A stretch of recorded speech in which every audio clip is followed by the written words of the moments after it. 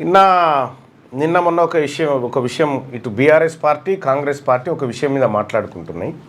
ఆ విషయంలో వాస్తవాలు ఏందో ప్రజలకు చెప్పాలి, తెలుసుకోవాల్సినటువంటి అవసరం కూడా ప్రజలకు ఉంది. రెండో విషయం ఇటు పెడితే హైకోర్టులో పిటిషన్ పడ్డది, అసలు ఎన్నికలు అవుతాయా, ఈ రిజర్వేషన్లు ఉంటాయా, మళ్ళా మారుతాయా అనే సందిగ్ధం ఒకవైపు నడుస్తూ ఉంది. రాష్ట్ర ప్రభుత్వం ఎన్నికల నిర్వహణ కోసం బడ్జెట్లు రిలీజ్ చేస్తూ ఉంది. రాష్ట్ర ప్రభుత్వానికి ఎక్కడో కాన్ఫిడెంట్ వచ్చి ఉంటుంది, ఎక్కడి నుంచో ఒక హామీ దొరికి ఉంటుంది. ఓకే, సో అట్లా రాష్ట్ర ప్రభుత్వం సరే అది అనైతికమైన జీవో అని తెలుసు, ఆ జీవో వల్ల ఏమీ రాదని తెలుసు, మరి ఏం చేయబోతా ఉన్నారు ఇప్పుడు దాని ద్వారా అనేటువంటిది చర్చ జరుగుతూ ఉంది. గ్రామీణ ప్రాంతాలలో అప్పుడే ఈ రిజర్వేషన్లు ఖరారైనటువంటి సందర్భంలో అప్పటికే ఊరేగింపులు, ఆ తర్వాత దావతులు, తర్వాత మీట్లు ఇవన్నీ జరుగుతూ ఉన్నాయి. అభ్యర్థి ఎవరు, వాళ్ళెవరు, వీళ్ళెవరు అని చెప్పి జరుగుతూ ఉన్నాయి. కానీ ఒకటైతే నేను సూచన చేస్తూ ఉన్నా, ఎన్నికలు నిజంగా చట్టపరంగా రిజర్వేషన్లతో జరగాలంటే హైకోర్టు ఆమోదం తప్పనిసరి. హైకోర్టు మళ్ళీ దీన్ని వాయిదా వేసిందంటే ఎన్నికలు జరుగుతాయి. మరి కాబట్టి తొందరపడి చేతులున్నదంతా ఖర్చు పెట్టుకొని ఆగమయ్యారు. ఎందుకంటే గతంలో సర్పంచుల పరిస్థితి చూసినాం, ఆత్మహత్యలు చేసుకొని చచ్చిపోయిన పరిస్థితులు చూసినాం. ఇక ఎంపీటీసీ అయితే ఉత్సవ విగ్రహమే, పెద్ద ఏముండదు అందులో. నామకే వాస్తే ఎప్పుడన్నా జనరల్ బాడీ మీటింగ్ అయితే పోవుడు వచ్చుడు, అంతకంటే ఎక్కువేం లేదు. తొందరపడి అడగోలుగా ఖర్చు చేసుకొని తీరా రిజర్వేషన్లు ఆగమైన తర్వాత మళ్ళీ ఈ రిజర్వేషన్లు ఆగమైన తర్వాత చేయి కాల్చుకునేరు. అందుకోసమే జాగ్రత్తగా ఉండమని చెప్పి చెప్తా ఉన్నాను. ఇక రిజర్వేషన్లకు సంబంధించి 8వ తారీఖు ఉంది. 8వ తారీఖు కోర్టు ఏం చెప్తుందో చూసి 9వ తారీఖు నాడు ఎలక్షన్ నోటిఫికేషన్ ఉంటుందనే మాట వాళ్ళు చెప్పారు. వాళ్ళదేం పోయింది, నోటిఫికేషన్ ఇచ్చినట్టే అనిపిస్తుంది, కానీ ఆడ కోర్టులో పెండింగ్ ఉంది. ఇప్పుడు కోర్టు దయా, కోర్టులో జడ్జిలు మహాశయులు వాళ్ళు ఏమన్నా చూసి చూడనట్టు వదిలేస్తూ ఉంటుంది. అంతే. లేకపోతే మాత్రం ఒకవేళ ఈడ వదిలేసిరనుకో ఈ బీహార్లో ఇతర చోట్ల కూడా ఇంపాక్ట్ పడుతుంది. అంత ఈజీగా ఈ హార్డిల్ నుంచి బయటపడే పరిస్థితి అయితే కనిపిస్తలేదు. ఒకవేళ బయటపడినా నోటిఫికేషన్ వచ్చింది కాబట్టి, నోటిఫికేషన్ ఆపిన దాఖలాలు చాలా తక్కువ ఉన్నాయి కాబట్టి మీరు కొనసాగించవచ్చు అని చెప్పినా చెప్పొచ్చు. కాబట్టి ఎవరైతే పోటీలో బరిలో ఉండాలనుకుంటారో వాళ్ళందరూ కూడా తస్మాత్ జాగ్రత్త. ఎన్నికల కంటే ముందే మీ జేబులు లూటీ చేసే కార్యక్రమం ఇప్పుడు నడుస్తూ ఉంది, జాగ్రత్తగా ఉండండి. ఇదొక అంశం. ఇక రెండోది, బీఆర్ఎస్ పార్టీ ఏది బాకీ కార్డులను తీసుకొచ్చింది. కాంగ్రెస్ పార్టీ ప్రజలకు ఇచ్చిన హామీలు నెరవేర్చడంలో విఫలమైంది. ఇక ఒక్కొక్కరికి ఈ బాకీ ఉన్నదని చెప్పి ఓ బాకీ కార్డును తీసుకొని ప్రజల్లోకి పోతూ ఉంది. సేమ్ ఇక వీళ్ళు కూడా కాంగ్రెస్ పార్టీ వాళ్ళు కూడా వీళ్ళు బాకీ ఉన్నది ఇదని చెప్తా ఉన్నారు. వీళ్ళ ఇంట్లోకి ఏమేమి తీసుకొచ్చి పెట్టలే, వాళ్ళ అమ్మమ్మ వాళ్ళ ఇంట్లోకి ఏమేమి తీసుకొచ్చి పెట్టలే. ఇదంతా జనం సొమ్మే. జనం సొమ్ము అప్పనంగా కరగనాకినటువంటి ఇరుపక్షాలు ఇద్దరు, వాళ్ళు కరగ నాకి ఉన్నారు, వీళ్ళు నాకుతున్నారు గంతే. మొత్తం సొమ్మును దిగమింగడానికి జస్ట్ జూబ్లీ హిల్స్ ఉప ఎన్నిక కోసం ఒక డ్రామా కట్టిరు అనుకోరాదు. జస్ట్ జూబ్లీ హిల్స్ ఉప ఎన్నిక కోసమే, లోకల్ బాడీ ఉప ఎన్నికల కోసం కూడా వాడుతూ ఉన్నారు దీన్ని. అసలు బీఆర్ఎస్ పార్టీ తెలంగాణ రాష్ట్రం ఏర్పడ్డటువంటి 2014 జూన్ 2 నుంచి వాళ్ళ చేతికి అధికారం అప్పచెప్పే నాటికి తెలంగాణ రాష్ట్ర ప్రజల పరిస్థితి ఎట్లా ఉండే, కాంగ్రెస్ పార్టీ 2023 డిసెంబర్ 7 నాటికి అధికారాన్ని బీఆర్ఎస్ పార్టీ నుంచి తీసుకున్న నాటికి ఏ విధంగా ఉండే, కాంగ్రెస్ పార్టీ అధికారంలోకి వచ్చిన తర్వాత ఏం మార్పు జరిగింది, ఈ లెక్కలు తెలిస్తే మనకు పక్కగా అర్థమవుతుంది. దీనికోసం కంట్రోలర్ అండ్ ఆడిటర్ జనరల్కి సంబంధించినటువంటి నివేదిక, కాగ్ రిపోర్ట్ అంటారు దాన్ని. ఆ కాగ్ రిపోర్ట్లో ఉన్నటువంటి అన్ని అంశాలను పరిశీలించిన తర్వాత వీళ్ళిద్దరి పర్ఫార్మెన్సు, ఎందుకంటే వీటి గురించి మాట్లాడరు వీళ్ళు, కాగ్ రిపోర్ట్ల గురించి కాగ్ ఏం చెప్పింది చెప్పరు, అట్లా ఇవి చెప్పరు. ఇదంతా పాపం కల్వకుంట్ల చంద్రశేఖరరావు గారు ఫామ్ హౌస్లో వ్యవసాయం చేసి పంటలు పండించి ఆ పైసలన్నీ తీసుకొచ్చి పేదోళ్లకు బీసీలకు పంచినట్టుగా ఇప్పుడు రేవంత్ రెడ్డి గారు కూడా పొద్దంతా పరిపాలన వ్యవహారాలు చూసి రాత్రి ఉపాధి హామీ కూలి పనికి పోయి వచ్చి ఆయన సంపాదించుకొచ్చి ఆయన మనం చాపుతున్నట్టుగా. ఈయనది ఏ కానలేదు, ఈయనది ఏ కానలేదు, నిండా ముంచిరు ఇద్దరు కలిసి. ఏం చేసిరు అనేది ఒక లెక్క చూసుకుందాం. తెలంగాణ రాష్ట్రం ఏర్పడాలని ఎందుకు అనుకున్నాం మనము? తెలంగాణ రాష్ట్రం ఏర్పడితే మన బతుకులు మారుతాయి అనుకున్నాం. మన బతుకులు మారుతాయి అనుకున్నాం. మన పిల్లలకు ఉద్యోగాలు వస్తాయి అనుకున్నాం. మన చేనులకు నీళ్ళు వస్తాయి అనుకున్నాం. మన ఖజానాలోకి అంటే మన ఖాతాలోకి పైసలు వస్తాయి అనుకున్నాం. ఇవి రాకపోగా ఏం జరిగింది ఉల్టా? తెలంగాణ రాష్ట్రం ఏర్పడితే కేసీఆర్ కుటుంబం బాగుపడుతుందని ఎవరన్నా అనుకున్నారా? తెలంగాణ రాష్ట్రంలో కాంగ్రెస్ పార్టీ అధికారంలోకి వస్తే రేవంత్ రెడ్డి కుటుంబం బాగుపడుతుంది అని ఎవరైనా ఊహించిర్రా? ఒకవేళ వీళ్ళే బాగుపడేది ఉంటే మన శ్రీకాంతాచారి, మన యాదన్న వీళ్ళందరి ఆత్మ బలిదానాలు దేనికోసం? మన పోలీస్ కిష్టన్న వీళ్ళందరి ఒకవేళ ఈ ముఠానే మళ్ళా దోపిడీ చేస్తుంది అనేటువంటి ఆలోచన వాళ్ళకు ముందే తెలిసింటే వాళ్ళు జావకపోతుండే, ఆత్మ బలిదానం చేయకపోతుండే. ఇక్కడ ఒక నివేదికను చూసుకుందాం మనం. ఇగో ఇది వీళ్ళిద్దరి పర్ఫార్మెన్స్ ఇక ఎన్నడే ఉందిగా. ఇటు కాంగ్రెస్ పార్టీ పర్ఫార్మెన్సు, అటు బీఆర్ఎస్ పార్టీ పర్ఫార్మెన్స్. ఈ రెండింటి పర్ఫార్మెన్స్ మనకి ఇక్కడ క్లియర్గా కనిపిస్తుంది. తెలంగాణ రాష్ట్రం ఏర్పడ్డ నాటికి, తెలంగాణ రాష్ట్రం మనము ఏపీ నుంచి విడిపోయినప్పుడు 42% అప్పులు తెలంగాణ ప్రాంతానికి పంచిరు.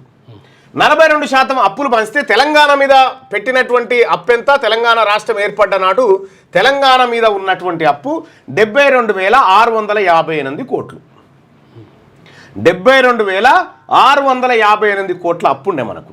అంటే అప్పుడు ఒక తలకు మనకు ఎంత ఉందంటే తెలంగాణలో ఉన్న ప్రతి తలకు 20,254 రూపాయలు అప్పు ఉండే. తెలంగాణ రాష్ట్రం ఏర్పడ్డప్పుడు 20,254 రూపాయల అప్పు ఉండే తలా ఒకరికి. ఇప్పుడు లైవ్ చూస్తున్నారు కదా మీరు, ఒక్కొక్క తలకు 20,254 రూపాయల అప్పు ఉండే. అప్పుడు 20,000 అప్పు ఉంటే అప్పుడు 20,000 అప్పు ఉండే అప్పుడు ఒక్కొక్కరికి. ఇక తెలంగాణ రాష్ట్రం ఏర్పడ్డ తర్వాత మనం ఏమనుకుంటాం? మనం తెలంగాణ రాష్ట్రం వస్తే మన బతుకులు మారుతాయి అనుకున్నాం కదా.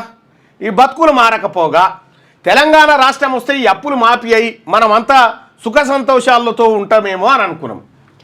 చంద్రశేఖరరావు గారికి 2014లో ఇది అప్పచెప్పినప్పుడు మన తలకు ఆంధ్ర పాలకులు మనకు గట్టిపోయినప్పు, మన నెత్తిన పెట్టిపోయినప్పు 20,254 రూపాయలు. అంటే అప్రాక్సిమేట్గా 20,000 అప్పు ఉండే ఒక్కొక్కరి మీద.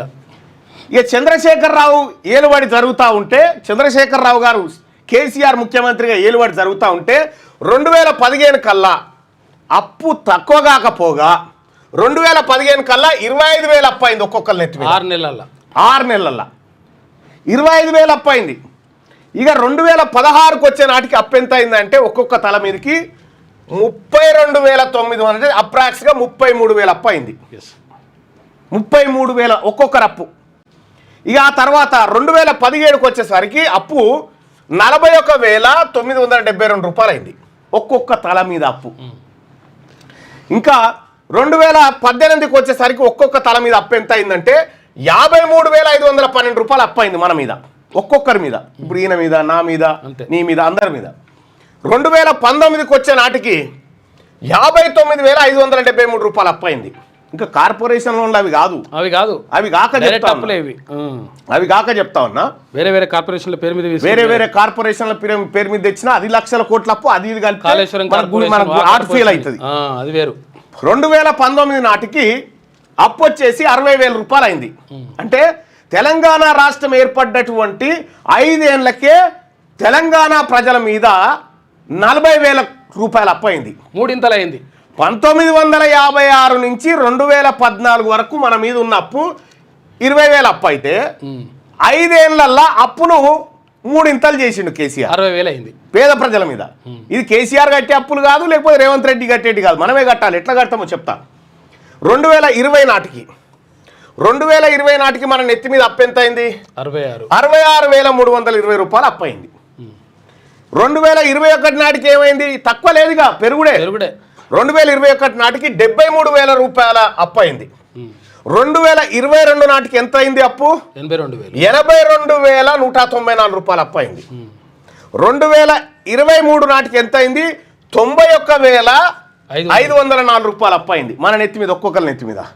2024కి వచ్చేసరికి 1,1868 రూపాయలు అయింది ఒక్కొక్కరి నెత్తి మీద. 2024 అంటే 2000 ఇక్కడ నుంచి రేవంత్ రెడ్డి గారి 23 తర్వాత ఈ రేవంత్ రాజు గారి, కొడంగల్ రాజు గారి పరిపాలన ఇది. ఇక్కడ వరకేమో రేవంత్ రెడ్డి కేసీఆర్ది.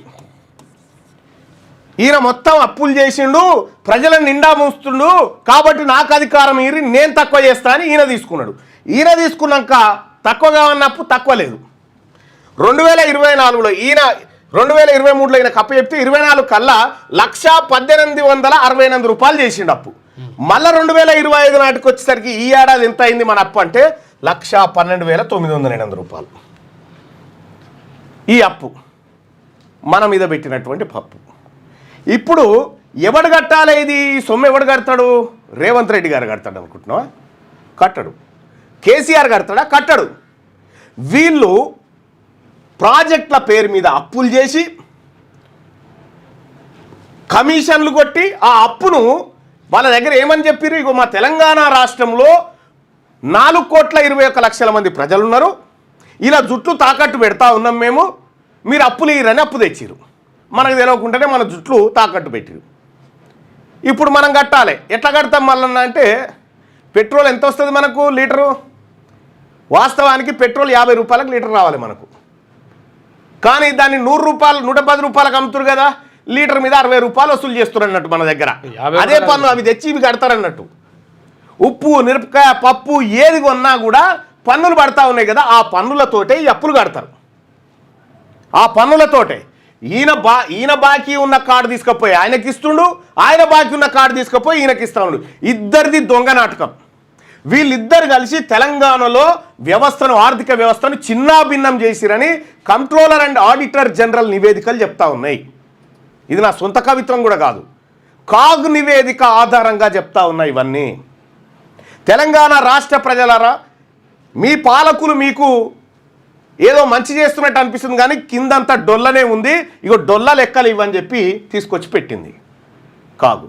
మరి ఇప్పుడు దీన్ని బట్టి నేను అడుగుతా ఉన్న మహేష్ కుమార్ గౌడ్ గారిని, మీ ప్రభుత్వం వచ్చిన తర్వాత మీరు చేసిన అప్పులు, నేను అడుగుతా ఉన్న కేసీఆర్ గారిని, మీ ప్రభుత్వం ఉన్నప్పుడు మీరు చేసిన అప్పులు, ఈ అప్పులకు జమనాత్ మీరు ఉంటారా?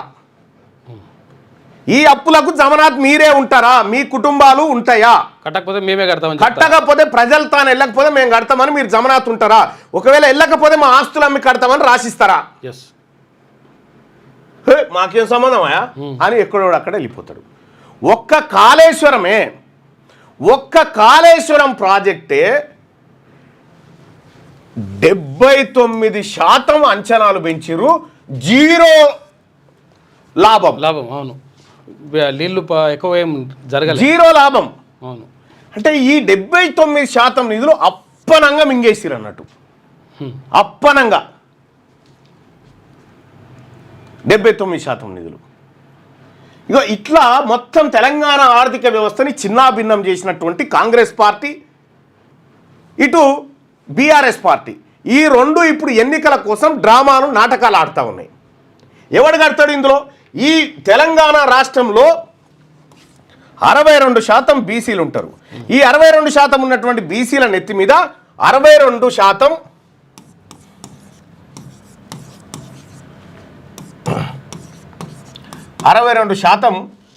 మంది, అంటే దాదాపు 3.5, వీళ్ళు చెప్పిన లెక్కనే చూద్దాం.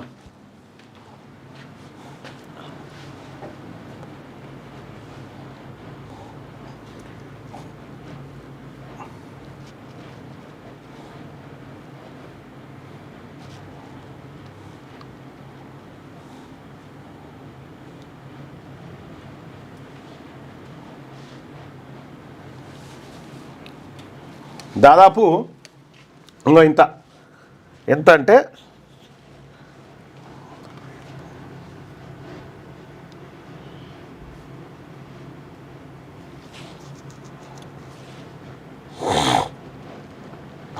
ఇందులో మొత్తం చేసినటువంటి అప్పులలో, అంటే ఇవి నివేదికల అప్పులే, ఇగో ఈ లెక్కలే చూసుకోండి. ఇప్పుడు కార్పొరేషన్లు కాకుండా చేసినటువంటి గీ అప్పులలోనే దాదాపు 22,581 కోటి ఓన్లీ బీసీలే కట్టాలి. ఓన్లీ బీసీ 2,25,000 కోట్లు ఒక్క బీసీలు బీసీల నెత్తి మీద తయారు చేసిన అప్పే 2,25,000 కోట్ల రూపాయలు వీళ్ళ బీసీల నెత్తి మీద పెట్టిరు వీళ్ళిద్దరు కలిసి. ఈ అప్పులో మరి ఓసీలు ఎంత కట్టాలి అంటే 7% కడితే సరిపోతుంది.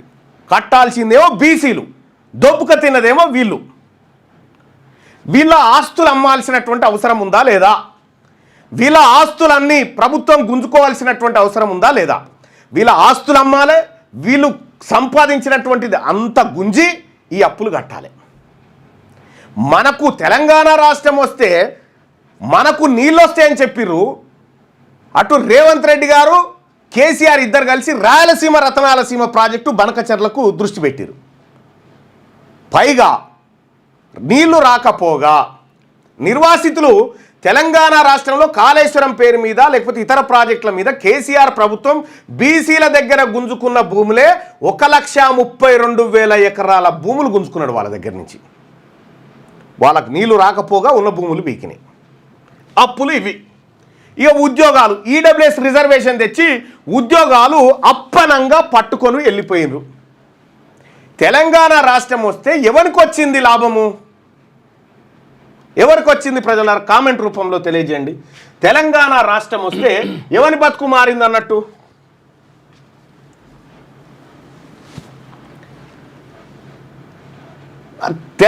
ముగ్గురు పిల్లల నిబంధన ఎత్తేయమంటే ఎత్తేయడట. ఎందుకంటే అది ఎత్తేస్తే బీసీలు, ఎస్సీలు, ఎస్టీలు, మైనారిటీలు ఎక్కువ మంది పోటీ చేస్తారుగా. వాళ్ళకు అసలు రాజకీయంగా అవకాశమే లేకుండా చేయాలనేది రేవంత్ రెడ్డి కుట్ర. బీఆర్ఎస్ పార్టీ ఎందుకు అడుగుతలేదు ఇద్దరు పిల్లల నిబంధన ఎత్తేయాలని? ఎందుకు అడుగుతలేదు? బీజేపీ ఎందుకు అడుగుతలేదు? ఎందుకంటే ఈ 3 అగ్రవర్ణ పార్టీలే కాబట్టి వీళ్ళు అడుగుతలేరు. వీళ్ళకి లేదు ఆ బాధ. నేనే కదా అసెంబ్లీలో మాట్లాడింది. ఇగో చూడరు వీడియో.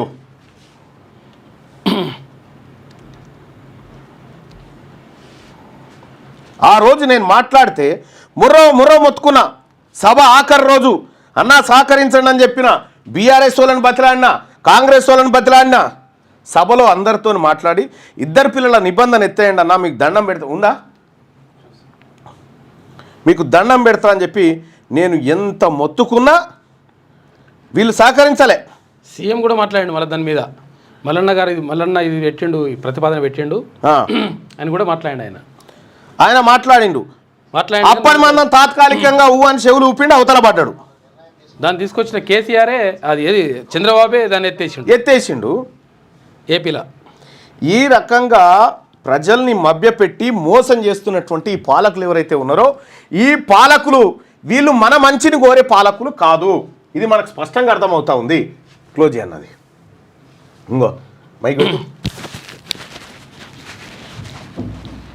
వీడియో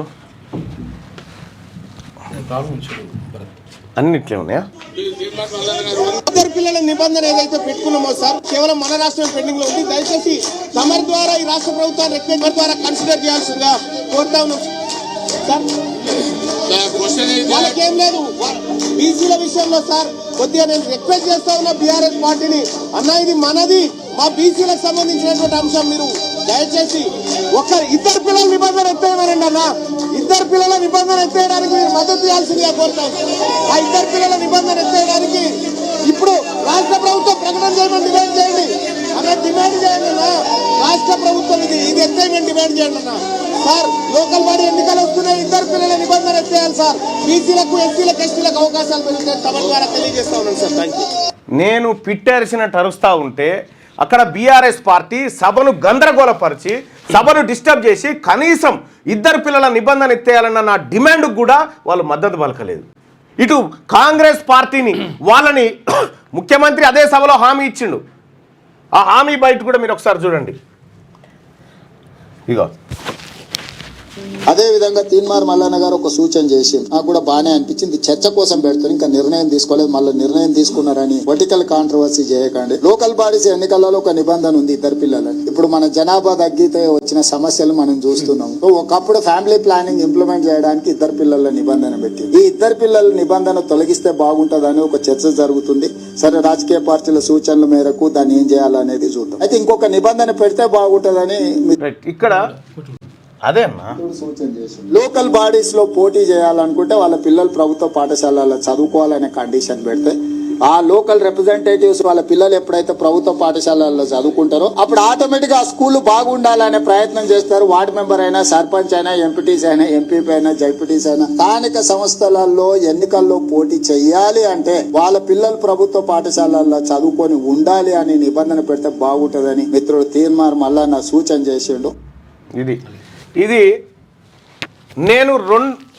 నేను సభలో ప్రభుత్వాన్ని పదే ప్రభుత్వం నుంచి ప్రకటన తెప్పించడానికి ప్రయత్నం చేసిన.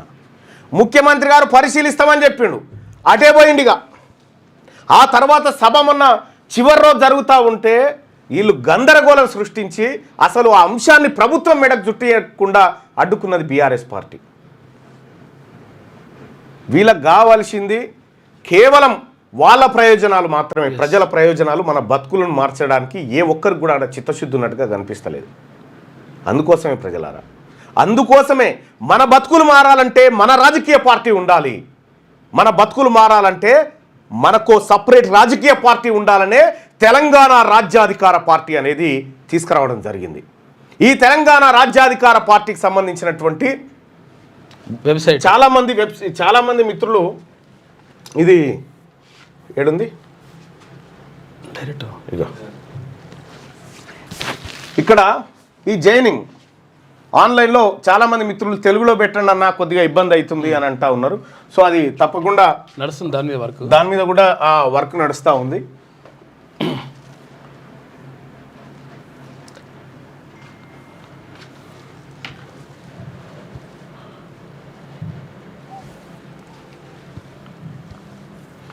మీకు ఏ ఇబ్బంది ఉన్నా ఇందులో చూసుకోవచ్చు. తెలుగులో కూడా డెవలప్ అవుతూ ఉంది. కొద్దిగా ఎవరికైనా ఇబ్బంది ఉంటే క్షమించండి ఆ విషయంలో. ఇది తెలంగాణ రాజ్యాధికార పార్టీలో మీరు చేరడం కోసం మీ ఫుల్ నేము, ఫాదర్ నేము, మీరు male or female, me date of birth, me village, me assembly constituency, me mandal, me district, me state, me pin code number, me mobile number just ఇట్లా కొడితే మీకు ఇందులో మెంబర్షిప్ కార్డు ఇక్కడ photo upload చేసుకుంటే ఇక్కడ photo upload చేయండి. ఈ photo upload చేసి జనరేట్ మెంబర్ కార్డ్ అంటే మీ కార్డు మీకు వస్తుంది. ఈ లింకు కావాలంటే మీకు ఆ లింకు కావాలి, మీ డైరెక్ట్ మీ ఫోన్లో మీ లింకు కావాలంటే 98666524 ఈ నెంబర్కు మీరు వాట్సాప్లో మిస్డ్ కాల్ ఇవ్వండి. వాట్సాప్లో మిస్డ్ కాల్ ఇస్తే మీకు ఆ లింక్ వస్తుంది. అందులో ఆ డీటెయిల్స్ ఫిలప్ చేస్తే ఆ లింక్ వస్తుంది. ఆ లింక్ వచ్చినప్పుడు ఆ లింక్ను మీరు ఫిలప్ చేసేసి జస్ట్ జనరేట్ కార్డ్ అని కొడితే వచ్చేస్తుంది సింపుల్గా. ఇక మీరు మన తెలంగాణ రాజ్యాధికార పార్టీ వాట్సాప్ గ్రూప్లో చేరాలనుకుంటే ఇగో తెలంగాణ రాజ్యాధికార పార్టీ .in మీరు మిస్డ్ కాల్ చేస్తే ఈ వాట్సాప్ లింక్ కూడా వస్తుంది. ఇక్కడ జస్ట్ ఇగో దీని మీద క్లిక్ చేస్తే మన వాట్సాప్ ఛానల్ వస్తుంది, జాయిన్ కావచ్చు. ఇక మీరు మన ఇన్స్టాను ఫాలో కావచ్చు, మన యూట్యూబ్ని ఫాలో కావచ్చు, మన ట్విట్టర్ని కూడా ఫాలో కావచ్చు. ఇది అఫీషియల్. సో ప్రజలారా, మన బతుకులు మారాలంటే ఏమీ లేదు, నిజాయితీ పరులైనటువంటి బీసీలు అధికారంలోకి రావాలి. తెలంగాణ రాష్ట్ర ప్రజలారా, మీ అందరికి చెప్తా ఉన్నా, మీ అందరికి హామీ ఇస్తా ఉన్నా, ఈ తెలంగాణలో ఆర్థిక దోపిడీకి పాల్పడ్డ వర్గాలు ఏవైతే ఉన్నాయో, పేద ప్రజల నెత్తి మీద అప్పులు పెట్టినటువంటి వర్గాలు, దోపిడీ వర్గాలు ఏవైతే ఉన్నాయో, ఈ దోపిడీ వర్గాల ముక్కుతాడేసి వాళ్ళు దొంగతనంగా సంపాదించిన సంపదంతా తీసుకొచ్చి ప్రభుత్వ ఖజానాలో జమ చేసి తీరాల్సిందే. వీళ్ళు చేసే ప్రతి అప్పుకు వీళ్ళే జమనాథ్ ఉండాలి. కాబట్టి ఆ పని తెలంగాణ రాజ్యాధికార పార్టీ చేస్తుంది. ఇలా బీసీల నెత్తి మీద 2.5 లక్షల కోట్ల రూపాయల అప్పులు వీళ్ళు జమ చేసి పెట్టారు కదా.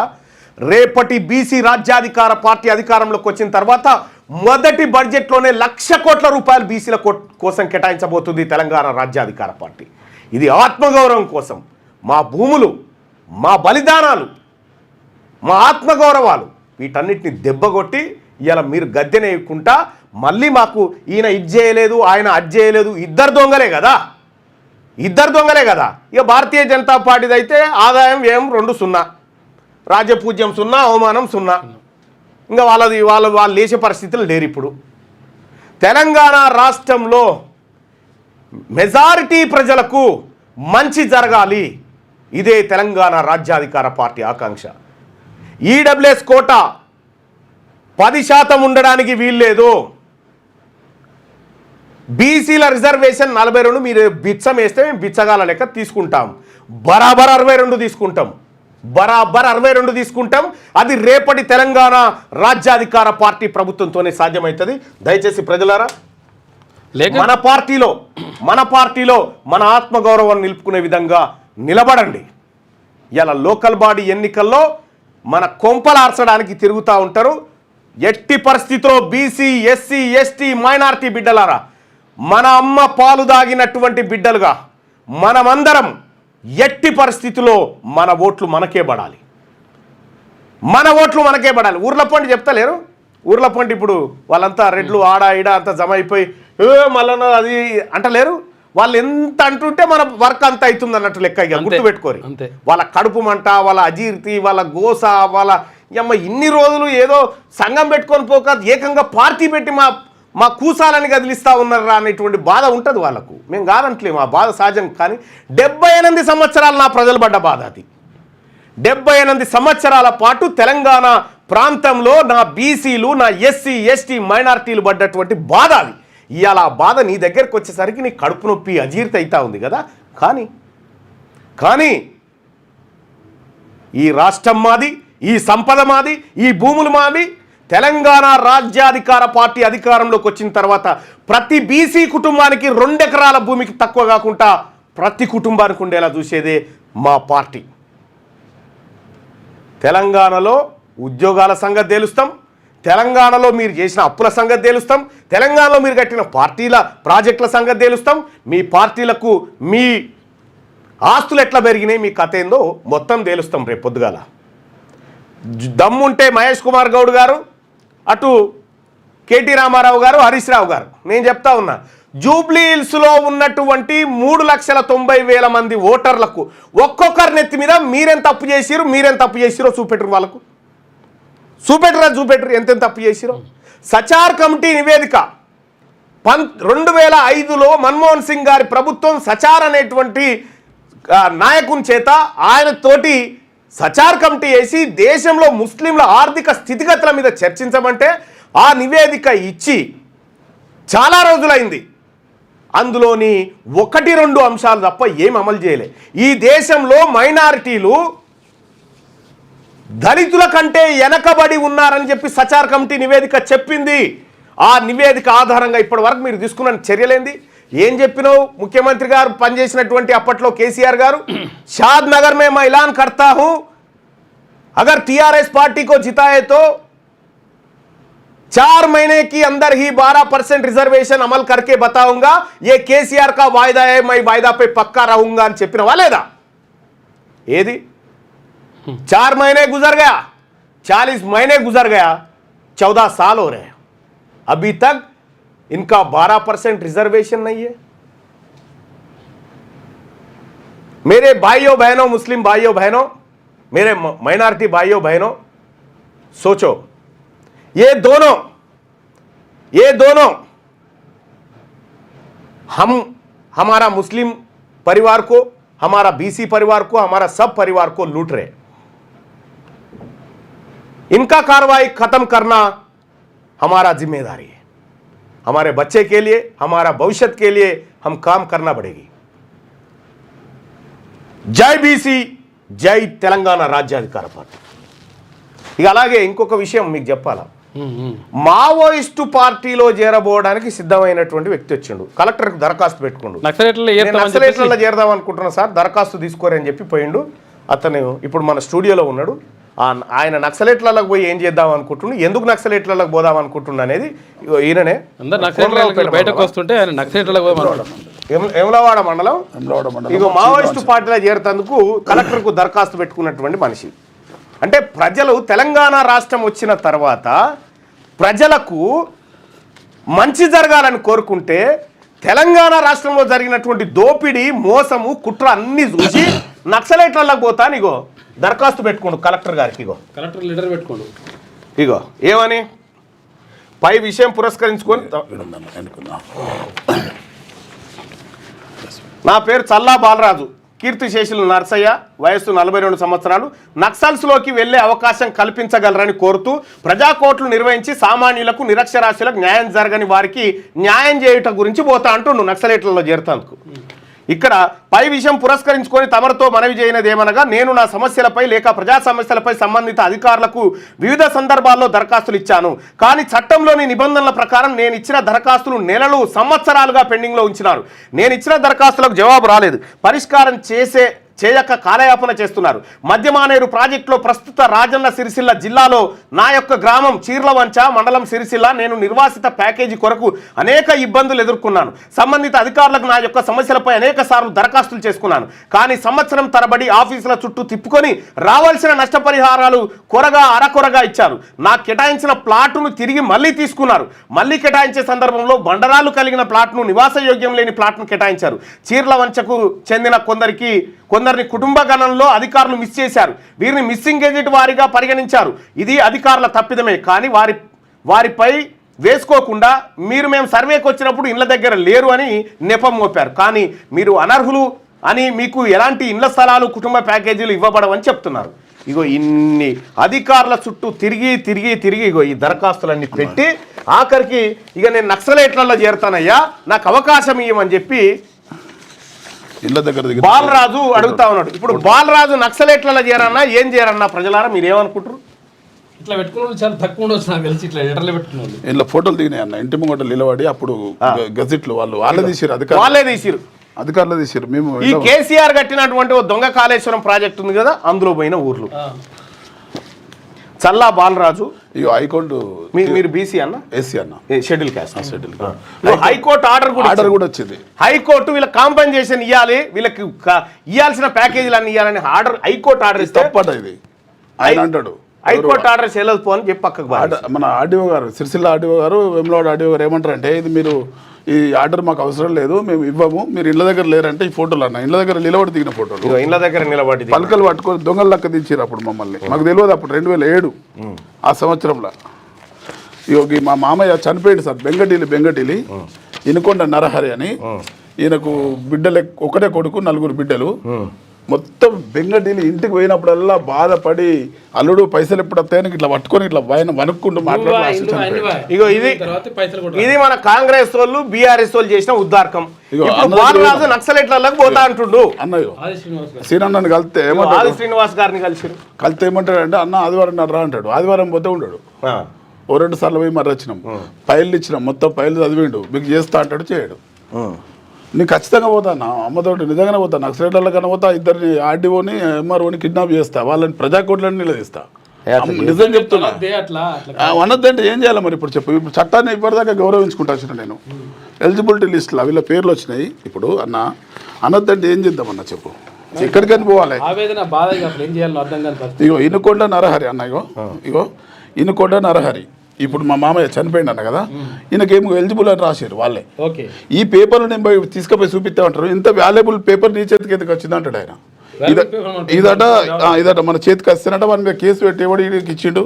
ఇగో ఈయనకు ఎలిజిబుల్ లిస్ట్ అన్న రాశారు. ఇగో ఎలిజిబిలిటీ వీళ్ళకి ఇవ్వాలి కదా పట్ట, ఇంటి స్థలం పట్ట ఇవ్వలేదు. ఇంకొక ఆయన వచ్చేటి, ఇప్పుడు ఆయన కోట్ల కేసేసిన ఈర్నాల తిరుపతి అని వచ్చేది సార్ అన్న, ఆయన కూడా అంతే, ఇంటి స్థలం పట్ట ఉన్నాడు, ఇల్లు పైసలు వచ్చినాయి.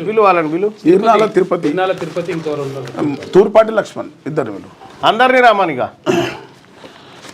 ఎంత బాధ అనిపిస్తుంది అన్న, అన్యాయం అన్న ఇది. ఇప్పుడు ఒకటి నువ్వు పోవాల్సింది నక్సలైట్ ఉద్యమానికి కాదన్న, నువ్వు రావాల్సింది తెలంగాణ రాజ్యాధికార పార్టీలోకి. ఎందుకు చెప్తా ఉన్నంటే ఈ దొంగలు తెలంగాణ రాష్ట్రం వస్తే మన బతుకులు మారుతాయి అనుకుంటే బతుకులు మారకపోగా భూములు పోయినాయి, ఇండ్లు పోయినాయి, ఆస్తులు పోయినాయి, అన్ని పోయినాయి. మనవి పోయినాయి, వాళ్ళవి పెరిగినాయి. 35% నిర్వేదంతో ఒక 42 సంవత్సరాల యువకుడు నేను నక్సలైట్లకు పోతాను ఎందుకు ఆలోచన వస్తా ఉంది ఈ తెలంగాణ ప్రాంతంలో? ప్రజాపాలన పూలే భవన్లో ఇచ్చిన ఇగో ఈ జీవో పట్టుకొచ్చి ఇగో అన్న ఈ తెలంగాణ వచ్చింది అన్న చూడండి 2015 జీవోకి వచ్చింది చూడండి. తెలంగాణ 2015లో వచ్చి ఇదే జీవోలు ఏమంటాడు తెలుసా, 1,35,000 తరుగుదలట. ఇల్లుకు తరుగుదల ఉంటుంది. నా బంగారం అంచనాలు ఏమో పెరుగుతాయి, అంచనాలు ప్రాజెక్ట్ అంచనాలు పెరుగుతాయి, ప్రజలు ఇచ్చిన ఆస్తులకేమో తరుగుదల 35% కట్ చేసారు. మీరు అన్న మీ బాధ అంతా చెప్పండి అన్న. చెప్పు నువ్వు చెప్పే చెప్పు ఎక్కడి నుంచి వచ్చినావు, నీ పేరేంది, అసలు తిరుపతి. నీ పేరు తిరుపతి? మరి చీరల వంచ గ్రామం. మా ఇల్లు అందులో వేయింది. పోతే మాకు డబ్బులు. ఏ మండలం, ఏ జిల్లా? సిరిసిల్ల మండలమే. ఇప్పుడు రాజన్న చరిత్ర జిల్లా కదా, సిరిసిల్ల మండలమే. మా ఇల్లు అందులో వేయింది కాబట్టి మా డ్యామ్లో మధ్యమానంలో వేయింది. అయితే మాకు ఇండ్ల పైసలు వచ్చినాయి. మాకు మా పట్ట కాగితం ఇవ్వలేదు, మాకు భూమి ఉంచలేదు. ఏది మాకు భూమి ఇస్తున్నారు, మాకు కుటుంబ పరిహారం కూడా ఇవ్వాలి. 2 లక్షల రూపాయల 2 లక్షల కుటుంబ పరిహారం ఇవ్వాలి. ప్లస్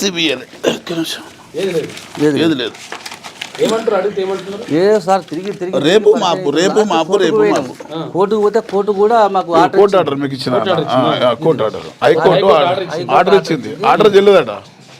ఏం చెప్తానంట మరి ఆర్డర్ హైకోర్టు ఇక్కడ ఇంకోటనా ఇంకోటి ఇచ్చిన ఇలా పెట్టినా అయ్యో హైకోర్టు ఆర్డర్ అట ఇది చెల్లదట. నా పేరు ఇక్కడ అన్ని పేరు రాయించి పోయినా 2020 నుంచి పోయినా అప్పటి సంది ఒక అన్నారు మళ్ళీ ఇస్తారు. నీకు నెల రోజుల లోపల వస్తాయి. వాళ్ళ మాట ఏంటంటే నెల వరకు రాపోర్రి, 15 రోజులకు రాపోర్రి, 20 రోజులకు రాపోర్రి. పోయినప్పుడు అదే దరఖాస్తు తీసుకుని ఓకే బాలరాజు గారు వస్తాయి, తిరుపతి సార్ వస్తాయి, మీరు ఓన్ ఇంటికి ఇంకోరికి పంపిస్తారు. నేను ఏమన్నా అంటే మా సమస్య చిన్నదే, ఇది పెద్దది కానే కాదు. ఏం చేయాలి దీనికి పరిష్కారం?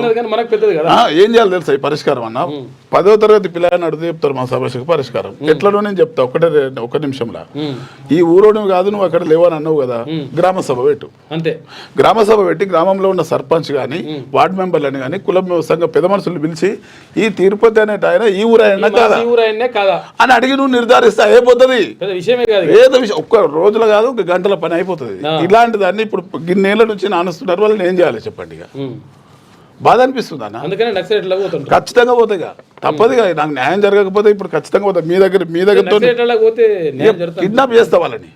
నక్సలైట్లకు పోతా, కిడ్నాప్ చేస్తా. ఆర్డీఓని కిడ్నాప్ చేస్తా, కలెక్టర్ కూడా కిడ్నాప్ చేస్తా. నాకు న్యాయం జరగకపోతే గిన్నెలా కడుపు పంట పడుతుంది నాకు. చూడు తప్పకుండా అదే పని అవుతుంది. ఇంకేదన్నా అందులో పోయినాక ఇంకా వేరే పని ఏముంది అన్న? ఇగో ఇల్లు పైసలు వచ్చినాయి, మళ్ళీ కేసు పెట్టినా పెడతాను. పెట్టాను అన్న, కేసులో భయపడ్డాను కదా నేను. సంబంధించి ఇలా భూమి అంతా పోయింది, ఇల్లు పోయినది, మొత్తం సర్వం కోల్పోయారు. సర్వం కోల్పోయిన తర్వాత కనీసం మరే బాబు సరే మీరు కట్టుకొని పాడేది కానీ ఎవరికైనా ఉపయోగపడుతుంది కానీ మరి మా పరిస్థితి ఏందని చెప్పేసి అడిగి కాలం నెంబర్ 15 మళ్ళీ అరకురనే. ఇప్పుడు ఆడ 10 లక్షల రూపాయలు ఉంటే 2 లక్షల రూపాయలు 3 లక్షల రూపాయలు ఇస్తారు అంతే. ఇప్పుడు ఇళ్ల స్థలం పట్టాలు ఇచ్చి విడిచిపెట్టినావు, ఆడ 5 లక్షలు ఇచ్చిన ఇల్లుకు 5 లక్షలతో ఇల్లు అవుతుంది అన్న.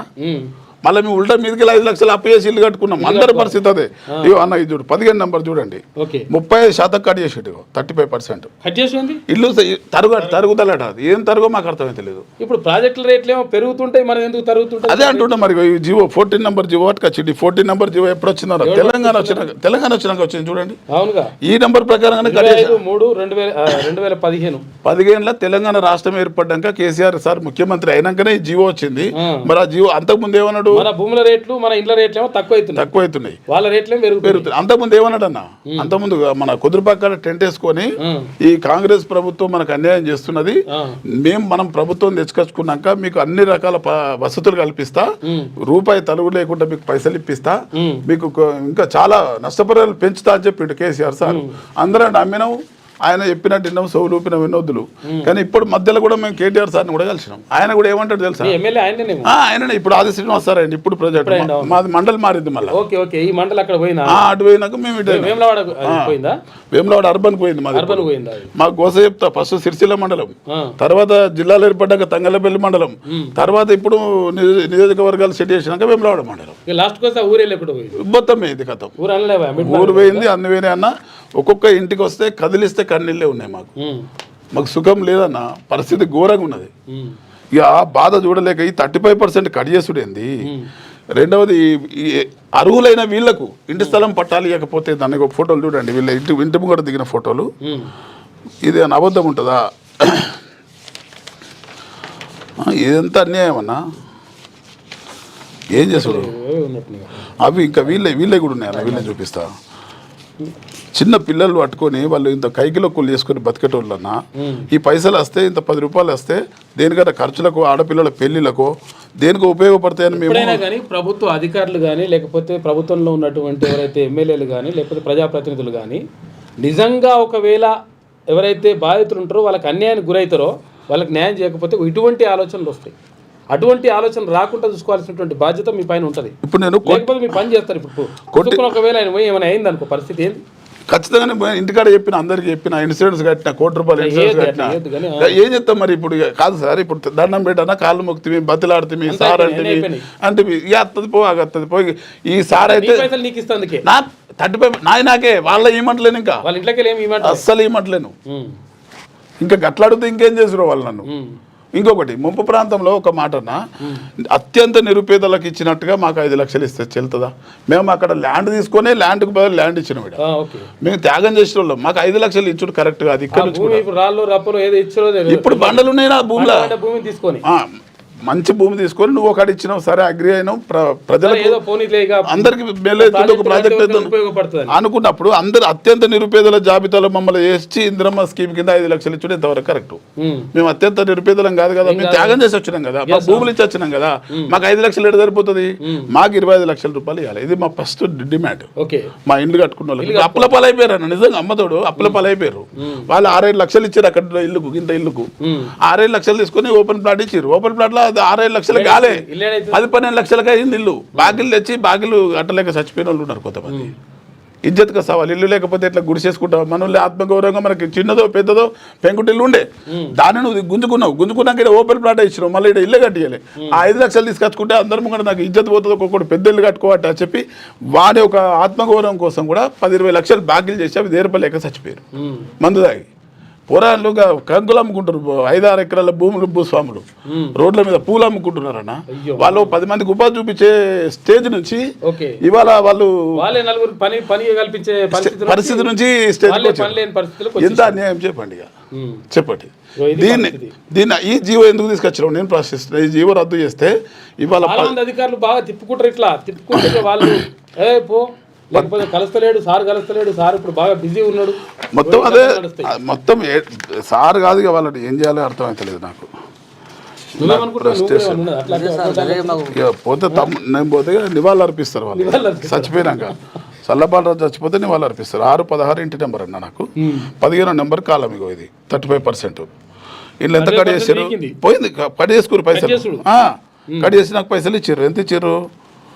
6-16కు ఎన్ని కట్ చేశారంటే ఇక 3,09,000 అంతే. 1,10,100,000 లక్షలు 3,95,000 రూపాయలు కట్ చేశారు నాకు. ఎప్పుడు 2018లో 2018లో పైసలు పెడితే ప్లాట్ వచ్చు. ఆ ఏరియాలో కొట్టియాలి 50 లక్షలు వచ్చు నాకు. అవి అట్లా మునిగిన ఇట్లా తీయమంటే ఇతర టైంకు. ఇప్పుడు ఏం చేస్తుంటే మీరు దయచేసి మీ ద్వారా ఆయన ఏమంటాడు తెలుసా? ఇది నాకు సంబంధం లేదంటాడు.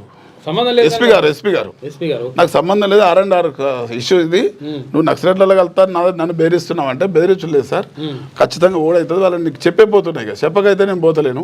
ఇక నేను చెప్పకపోతే వాళ్ళు నన్ను అందుకుంటావు, ఎందుకు పోయినవరా భయం కథ అంటావు. ఒక కాగితం రాసి సీలేసి అని చెప్పిన. నక్సలైట్లు కూడా వట్టిగా తీసుకోరాళ్ళు, నమ్మరు. ఇక ఎస్పీ గారు పంపించారంటే, ఎస్పీ గారే కాగితం ఇచ్చారంటే నమ్ముతారు సార్, వస్తున్నాడు అని చెప్పి. మాతో చేత కాదు, చట్టాలు అమలు చేసుడు మాకు చేత కాదు, మేము సామాన్యులకు న్యాయం చేయలేము, కాబట్టి ఇతనికి నక్సలైట్లు కలవడానికి పర్మిషన్ మేము ఇస్తున్నామని రాసి సీలేసి అని చెప్పిన చెప్తే ఒక్కోసారి కుర్చీలోకి వెళ్ళి లేచి ఏం మాట్లాడుతున్నావు నువ్వు? నీ సంగతి ఏంది, నువ్వేమనుకుంటున్నావు నన్ను అని చెప్పి ఫైల్ కింద కొట్టిండు. ఫైల్ కింద కొడితే సార్ ఇది మీకు న్యాయం చేయమని వచ్చినాం. సరే కలెక్టర్ మీద కేసు పెట్టవు నువ్వు, మరి ఎవరి మీద పెడతావు? ఎక్కడ ఎవడో చెప్తే రాజకీయ నాయకులు దొరకబట్టుకొచ్చి లోపడెత్తావు, ఎవడో పుకార్లు చెప్తే వాళ్ళ మీద సెక్షన్లు పెడతావు. 0 ఎఫ్ఐఆర్ చేయమన్నా నేను. చట్టం ఏం చెప్పింది? 0 ఎఫ్ఐఆర్ చేసి సెక్షన్ 0 ఎఫ్ఐఆర్ చేసినాక నువ్వు కేసు నెంబర్ వేయకు, అది సెక్షన్ నెంబర్ వేయకు, కలెక్టర్ మీద 0 ఎఫ్ఐఆర్ చేసి మీ సిబ్బందిని బట్టి ఎంక్వైరీ అయిపోయి నిజంగా వాడు తప్పు చేస్తే ఆ ఏం తప్పు చేసాడో ఆ సెక్షన్ పెట్టు, నేనేం తప్పు చేస్తే నా సెక్షన్ పెట్టు. కానీ 0 ఎఫ్ఐఆర్ అయితే చేయమని చెప్పి చెయ్యి అంటాడు. ఇది చేసే ఎస్పీ గారు, సిరిసిల్ల ఎస్పీ గారు. మరి మాకు న్యాయం ఇప్పుడు సరే కలెక్టర్ని వేయకూడదా కేసు కదా, నువ్వే అరెస్ట్ చేస్తావు కదా, ఇదే మాట మాట్లాడిన ఆయన ముగ్గట నేను ఆయన ముగ్గట అన్న. సరే ఇప్పుడు కలెక్టర్ మీద నేను దాడి చేస్తా ఉన్నది సార్, నాకు లేక దాడి చేస్తా పోయి అనుకోకుండా నాకు ఎందుకు ఇస్తలేవు అని చెప్పు అట్టో రౌతు అట్టో కొడతావని కొట్టినాక ఏం చేస్తావు అంటే పోలీసు వాళ్ళకి ఫోన్ చేస్తావు, పోలీసు వాళ్ళకి ఫోన్ చేస్తావు, నువ్వే వచ్చి లోపడెత్తావు. మళ్ళీ లేనిపోయిన సెక్షన్ మళ్ళీ నాకు చదువురాని సెక్షన్లు ఓని కాదు తెలియని సెక్షన్లు కూడా నాకు పెడతావు. అది ఇరుక్కోలేక పీక్కోలేక నేను జైలుకి ఇప్పి లేదంటే నాకే మళ్ళీ రాలేదు వాళ్ళ పైసలు ఈ జీవో ఎందుకు తెచ్చాడు ఫస్ట్. ఇది 2015 జీవో 35% కట్ చేసే జీవో ఎందుకు పట్టుకొచ్చినావు? ఇవ్వలేదు తెలియదు అన్న. ఇప్పుడు చాలా సామాన్యులకు మా వాళ్ళకు పైసలు వచ్చినాయని తీసుకొని జేబులో పెట్టుకోరు, కానీ 35% కట్ అయినాయని తెలియదు. కాబట్టి ఇగో వీళ్ళకి ఇళ్ల స్థలం పట్టా రావాలి. ఇగో ఇది మాత్రం చాలా అన్యాయం అన్న. ఇగో వీళ్ళది పెద్దపల్లి జిల్లా వీళ్ళది. చెప్పు లక్ష్మణ్ చెప్పు. ఇది గతంలో ప్రభుత్వమే ఇచ్చింది ల్యాండ్ మాకు, సిగ్నేచర్తో సహా ఉంటుంది, రెవెన్యూ డిపార్ట్మెంట్ అధికారే ఇచ్చాడు. కాకపోతే మాకు ల్యాండ్ ఇచ్చారు కానీ అక్కడ లేదు, అంటే కబ్జాలో ఉన్నారు అన్నట్టు. వేరే వాళ్ళు కబ్జాలో ఉన్న భూమిని ఇచ్చిండ్రు. మేము చాలా ఏది మా నాన్నగారు ఏం చేశారంటే అందరికీ నోటీస్ ఇచ్చి పంపించారు, అంటే పోలీస్ స్టేషన్లో కానీ. దేనికి ఇచ్చారు భూమి? మాకు ఏదో పేదవాళ్ళకు ఇచ్చారు అన్నట్టు. అది ఇప్పుడు వేరే వాళ్ళకి పోయి వాళ్ళు దున్నుకుంటున్నారు. ఇప్పుడు ఏమంటారు మళ్ళీ ఆఫీసర్ అడిగితే ఏమంటారు? మాకు ఇది ఒక్కటే పేపర్ ఉన్నది, దీని తప్ప వేరే ఏం పేపర్ లేవు, అది మీకు మీ దగ్గర ఏం పేపర్ లేవు అని వాళ్ళు అంటున్నారు. ఆల్రెడీ నేను ఇక్కడ ఇది పిటిషన్స్ చేసిన మన ప్రజావాణిలో పులభవన్లో, దాని కేసు నెంబర్స్ ఇచ్చారు నాకు. కానీ పరిష్కారం అయితే లేదు. కూర్చొని మనం మాట్లాడదాం ఒకసారి. ఇగో ఇది పరిస్థితి మొత్తం మీద. అంటే విషయం ఏంటంటే ఒక మనిషి నిజంగా ఎందుకు అంటే మంచిగా ప్రశాంతంగా కుటుంబంతో గడుపుతున్నటువంటి ప్రశాంత జీవితం గడుపుతున్నటువంటి వ్యక్తి నక్సలైట్లలో పోతా, లేకపోతే నేను మావోయిస్టులలో పోతా, లేకపోతే నేను తుపాకీ పడతా, ఆయన పని చేస్తా, ఆయన కిడ్నాప్ చేస్తా అని చెప్పేసి అనేకాడికి ఎందుకు వస్తారంటే ఇగో ఇటువంటి పరిస్థితులు క్రియేట్ అయినప్పుడు. అంటే అటువంటి పరిస్థితులు క్రియేట్ కాకుండా చూసుకోవాల్సినటువంటి బాధ్యత ఇటు అధికారుల పైన ఉంటుంది, ఇటు ప్రభుత్వం పైన ఉంటుంది. మరి ప్రభుత్వం ఇప్పుడు వాళ్ళు మొత్తం కోల్పోయినరు, ఇల్లు కోల్పోయినరు, ఊరును కోల్పోయినరు, చుట్టుపక్కల వాళ్ళని కోల్పోయినరు, మొత్తం సర్వస్వం కోల్పోయినరు. ఏది అక్కడ ప్రాజెక్టు కోసం. మరి ప్రాజెక్టు కోసం కోల్పోయినప్పుడు వాళ్ళకి పరిహారం అందించాల్సినటువంటి బాధ్యత అక్కడ ప్రభుత్వం పైన, ఇక్కడ అధికారుల పైన ఉంటుంది. కానీ ఏమంటున్నారు ఇప్పుడు, హైకోర్టు ఆర్డర్ ఇచ్చినా కానీ హైకోర్టు ఆర్డర్ కూడా లేదు పో, చెల్లదు పో, ఇట్లా అని అంటున్నారట. ఏం చేయాలని అర్థం కాక అట్లా చెప్తున్నాడు ఆయన. ఆ పరిస్థితుల్లో కలెక్టర్కి లెటర్ కూడా పెట్టుకున్నాడు. ఏమని? నేను నక్సలైట్ల కలెక్టర్కు, తర్వాత ఇక్కడ వరకు ఎస్పీ గారికి లెటర్ పెట్టుకున్నట. నేను నక్సలైట్లకు పోవడానికి, నేను మావోయిస్టుగా మారడానికి మీరు అవకాశం కల్పించండి అని చెప్పేసి లెటర్ పెట్టుకున్నాడు. ఒక గాడికి వచ్చింది కథ. కాబట్టి చూసుకోవాలి ఒకసారి, లేకపోతే ఇంకా ప్రమాదం జరుగుతుంది. అది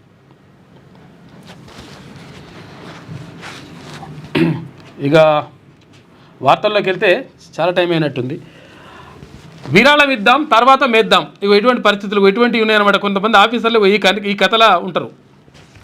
లంచాలతో అసెంబ్లీ ఎన్నికల ప్రచారానికి నిధులు ఇచ్చిరట. ఏది వచ్చిన లంచాలతోటి అసెంబ్లీ ఎన్నికల ప్రచారానికి ఎవరికైనా ఫండింగ్ చేస్తున్నట్టు ఎమ్మెల్యే క్యాండిడేట్కి చేసి తర్వాత ఏంది, విద్యుత్ శాఖ ఇంజనీర్ల దోపిడీలో కొత్త కోణం. గెలిచాక తమకు అన్ని విధాలుగా మద్దతు ఇచ్చేలా ఒప్పందం. ముగ్గురు కలిసి ₹1 కోటి సమర్పించిరట. వసూలు రాజాలపై ప్రభుత్వ విచారణ చేపడుతుంది. ఇప్పుడు విద్యుత్ సిబ్బంది లంచాల వసూళ్లు, అవినీతిపై తవ్వే కొద్దీ కొత్త అంశాలు వెలుగు చూస్తున్నాయి. లక్షల రూపాయలు లంచాలు ఇచ్చి వసూలు చేసి అధికంగా ఉండేటువంటి పోస్టుల్లో వచ్చిన విద్యుత్ ఇంజనీర్లు అదే స్థాయిలో అక్రమ సంపాదనకు తెగబడుతున్నారు. గ్రేటర్ హైదరాబాద్లో లంచాల వసూళ్లలో ఆరితీరిన 3 విద్యుత్ ఇంజనీర్ల అసెంబ్లీ ఎన్నికల సమయంలో తమకు కావలసిన నేతకు విరాళం ఇచ్చారు. ఈ విషయాన్ని ప్రభుత్వం అంతర్గత విచారణలో గుర్తించింది. ఒక ప్రధాన రాజకీయ పార్టీకి అభ్యర్థికి పేరు కూడా రాస్తే అయిపోతుండేది, అంతెందుకు. అభ్యర్థికి 3 ఇంజనీర్లు నేరుగా ₹1,00,00,000 విరాళం ఇచ్చిరట. ఎవరికి? ఎమ్మెల్యే క్యాండిడేట్కి. అసెంబ్లీ ఎన్నికల సమయంలో తమ పరిధిలోని పరిశ్రమలు, వ్యాపారుల నుంచి 3 వసూలు చేసి ఎన్నికల ప్రచారానికి పంపినట్లు విశ్వసనీయ వర్గాలు తెలిపాయి. వారు హైదరాబాద్ నగరంలో 3 కీలక విద్యుత్ డివిజన్లలో ఇంజనీర్లుగా పనిచేస్తున్నట. ఎన్నికల్లో గెలిచిన తర్వాత తమకు అన్ని విధాల అండగా ఉండాలనే ఒప్పందంతో విరాళం ఇచ్చినట్లు సమాచారం. అలాంటి ఇంజనీర్లపై విచారణ చేయాలని విద్యుత్ సంస్థల యాజమాన్యాలను ఇక్కడ తాజాగా ప్రభుత్వం ఆదేశించిందని చెప్పేసి ఒక వార్త చూసుకోరి. మేము మంచి పోస్టింగ్ ఇచ్చేసేరి, మాకు పైసలు వచ్చే దగ్గర పోస్టింగ్ ఇచ్చేసేరి, ₹4 రావాలి, అందుకని మీకు ఫస్ట్ ఇప్పుడు విరాళం ఇస్తామని చెప్పేసి ఆడియో వసూలు చేసి ఇచ్చిరట. 300 మందికి పైనే రాష్ట్రంలో విద్యుత్ సంస్థల్లో పనిచేసే వారిలో దాదాపు 300 మంది భారీగా లంచాలు వసూలు చేస్తున్నట్లు ప్రాథమికంగా అంచనా వేసిండ్రు. కొందరు ఉద్యోగులు, ఇంజనీర్లు మా దగ్గర కూడా కొన్ని వివరాలు ఉన్నాయి, ఆధారాలు ఉన్నాయి. చాలామంది ఇంజనీర్లు తమను ప్రాధాన్య అంటే ఫోకల్ పోస్టులోనే ఉంచాలని ప్రభుత్వంపై ఒత్తిడి చేస్తున్నారు. నిబంధనల ప్రకారం ఒక ఉద్యోగి 3 ఏళ్ల పాటు ఫోకల్ పోస్టులో పనిచేస్తే ఆ తర్వాత తప్పనిసరిగా కార్యాలయంలో ఉండే అప్రాధాన్య అంటే నాన్ ఫోకల్ పోస్టులోకి వెళ్ళాలి. కానీ అట్లా ఏం పోతలేనట, ఈయన్నే ఉంటామని చెప్పేసి ఉంటున్నారట. దానికోసం లంచం, ఇటువంటి కథ నడుస్తుంది. ఇక 5వ తేదీ నాటికి అభ్యర్థుల పేర్లు పంపండి. ఒక్కో జెడ్పీటీసీ స్థానానికి ముగ్గురిని ప్రతిపాదించాలి. మంత్రులు, డీసీసీ అధ్యక్షులకు సీఎం రేవంత్ రెడ్డి సూచన అంటారు. కానీ మరి పంపించిన వాళ్ళన్నా అవుతారా, లాస్ట్ అవుతారా కారా అని చెప్పేసి అంటే అక్టోబర్ 8వ తారీఖు దాకా ఏమని చెప్పలేని పరిస్థితి. అక్టోబర్ 8వ తారీఖు నాడు ఒకవేళ హైకోర్టు ఏమైనా అటు ఇటు ఏమైనా తీర్పిచ్చింది అనుకో, ఈ రిజర్వేషన్ అడ్డుపోయి మొత్తం మారిపోతుంది లెక్క అంతా. మరి ఏమైతే చూడాలి. స్థానిక సంస్థల ఎన్నికల్లో జెడ్పీటీసీ స్థానాలకు అభ్యర్థుల పేర్ల జాబితాలను అక్టోబర్ 5వ తేదీ నాటికి పీసీసీకి పంపాలని మంత్రులు, జిల్లా కాంగ్రెస్ కమిటీ అధ్యక్షులకు సీఎం రేవంత్ రెడ్డి సూచించారు. అన్ని జిల్లాల్లో ఎంపీలు, ఎమ్మెల్యేలు, ఎమ్మెల్సీలు ముఖ్య నాయకులతో సంప్రదించి ప్రతి జెడ్పీటీసీ స్థానానికి 3 బలమైన, అర్హులైన అభ్యర్థులను గుర్తించాలని స్పష్టం చేశారు. మంగళవారం సాయంత్రం జూమ్ ద్వారా సీఎం మాట్లాడారు. పీసీసీ అధ్యక్షుడు మహేష్ కుమార్ గౌడ్ వీరందరూ కూడా మాట్లాడారట. ఇది పరిస్థితి. ఇక సీఎం రేవంత్ను కలిసిన తిలక్ వర్మ మొన్న పాకిస్తాన్ తోటి ఆయన మ్యాచ్లో కీలకంగా ఉన్నాడు. తిలక్ వర్మ హైదరాబాద్ యువకుడు నిన్న ముఖ్యమంత్రిని కలిసినట. తిలక్ వర్మ బహుకరించిన బ్యాట్తో సీఎం రేవంత్ రెడ్డి, చిత్రంలో వాకిటి శ్రీహరి, శివసేనారెడ్డి అని చెప్పేసి ఆ చిత్రం చూసుకోవచ్చు. ఇక ట్రంప్ సుంకాలతో భయం అవసరం లేదు. సినిమాలపై టారిఫ్ల మీద స్పష్టత రావాల్సి ఉంది. అవి అమలులోకి వచ్చిన యుఎస్లో టికెట్ల ధరల్ని పెంచలేం. షూటింగ్ల కోసం ప్రతి కథని అమెరికా బాట పట్టించలేం. ఇప్పుడు అమెరికాలో తీసిన సినిమాలే అమెరికాలో ఆడాలంటే మరి ఇప్పుడు చిన్న సినిమాలు ఉంటాయి, ఆడిపోయి మొత్తం సినిమా తీయాలంటే తీయలేం కదా. అందుకని ఎక్కడ పడితే అక్కడనే తీసుకుంటాం, దానివల్ల పెద్ద నష్టం ఏం లేదని చెప్పేసి షూటింగ్ కోసం ప్రతి కథని అమెరికా బాట పట్టించలేం. ఈనాడుతో సినీ నిర్మాత, పంపిణీదారు అంటే డిస్ట్రిబ్యూటర్ టీజీ విశ్వప్రసాద్ అంటున్నాడు. భారతీయ సినిమా విడుదల అంటేనే అమెరికాలో ఓ ప్రత్యేక సంబరం. ఇక తెలుగు సినిమా విడుదల అంటే సందడి రెట్టింపు అవుతుంది. అగ్రరాజ్యంలోని మల్టీప్లెక్స్ థియేటర్ సైతం అనకాపల్లిలోని థియేటర్లా మారిపోతుంది. మన వాళ్ళ సినిమా అభిరుచి అలాంటిది. మరి అయితే సినిమా బాగుందంటే వసూళ్లకు ఆకాశమే హద్దు అని చెప్పేసి మిలియన్ల కొద్ది డాలర్లు వసూలు అవుతాయంట. కాబట్టి ప్రాబ్లం ఏం లేదు. ఒకవేళ మన సినిమాలను లక్ష్యంగా చేసుకుని ట్రంప్ ఈ సుంకాలను విధిస్తున్నారనుకోవచ్చా అంటే, అమెరికాలో మన సినిమాలు ఏడాదికి సగటున 50 నుంచి 60 మిలియన్ డాలర్లకు మించి వసూలు సాధించడం లేదు. ఈ మొత్తానికి ట్రంప్ ఇదంతా చేస్తున్నారని అనుకోవడం లేదు. జపనీస్, చైనీస్ సినిమాలపైనే ఆయన దృష్టి ఎక్కువగా పెట్టిందట. పెట్టొచ్చు అని చెప్పేసి అంటున్నారు. ఎందుకంటే వాళ్ళు ఎక్కువ వసూలు చేస్తున్నాయంట, సినిమాలు బాగా ఆడతాయంట. అవి 5 అంశాలే కీలకం. గాజా యుద్ధం ముగింపుపై ట్రంప్ ప్రణాళికపై అందరి దృష్టి ఉన్నదని చెప్పేసి ఒక వార్త. ఇక ఫర్నిచర్పై సుంకాలు బాంబు, ట్రంప్ మరో బాధుడు, అన్నిటి మీద వేసుకుంటూ పోతుంది మనోడు. ఇక 7.42 కోట్ల మందితో అంటే 7,42,00,000 మంది ఉన్నట్టుగా బీహార్ ఓట్ల తుది జాబితాను విడుదల చేసింది ఎన్నికల సంఘం. ఇక జూబ్లీహిల్స్ నియోజకవర్గంలో ఓటర్ల సంఖ్య 3,99,000 మంది ఉన్నారట. 1,000 తక్కువ 4 లక్షల మంది ఉన్నారు. ఇది ఓకే. ఇక్కడ ఛాయ్ వాలా నుంచి ప్రధాని వరకు ఆకట్టుకున్న మోడీ జీవన ప్రస్థానం, హైటెక్స్ వేదికగా హృద్యంగా సాగిన సంగీత నృత్య రూపకం అని చెప్పేసి ఒక వార్త కనిపిస్తూ ఉంది.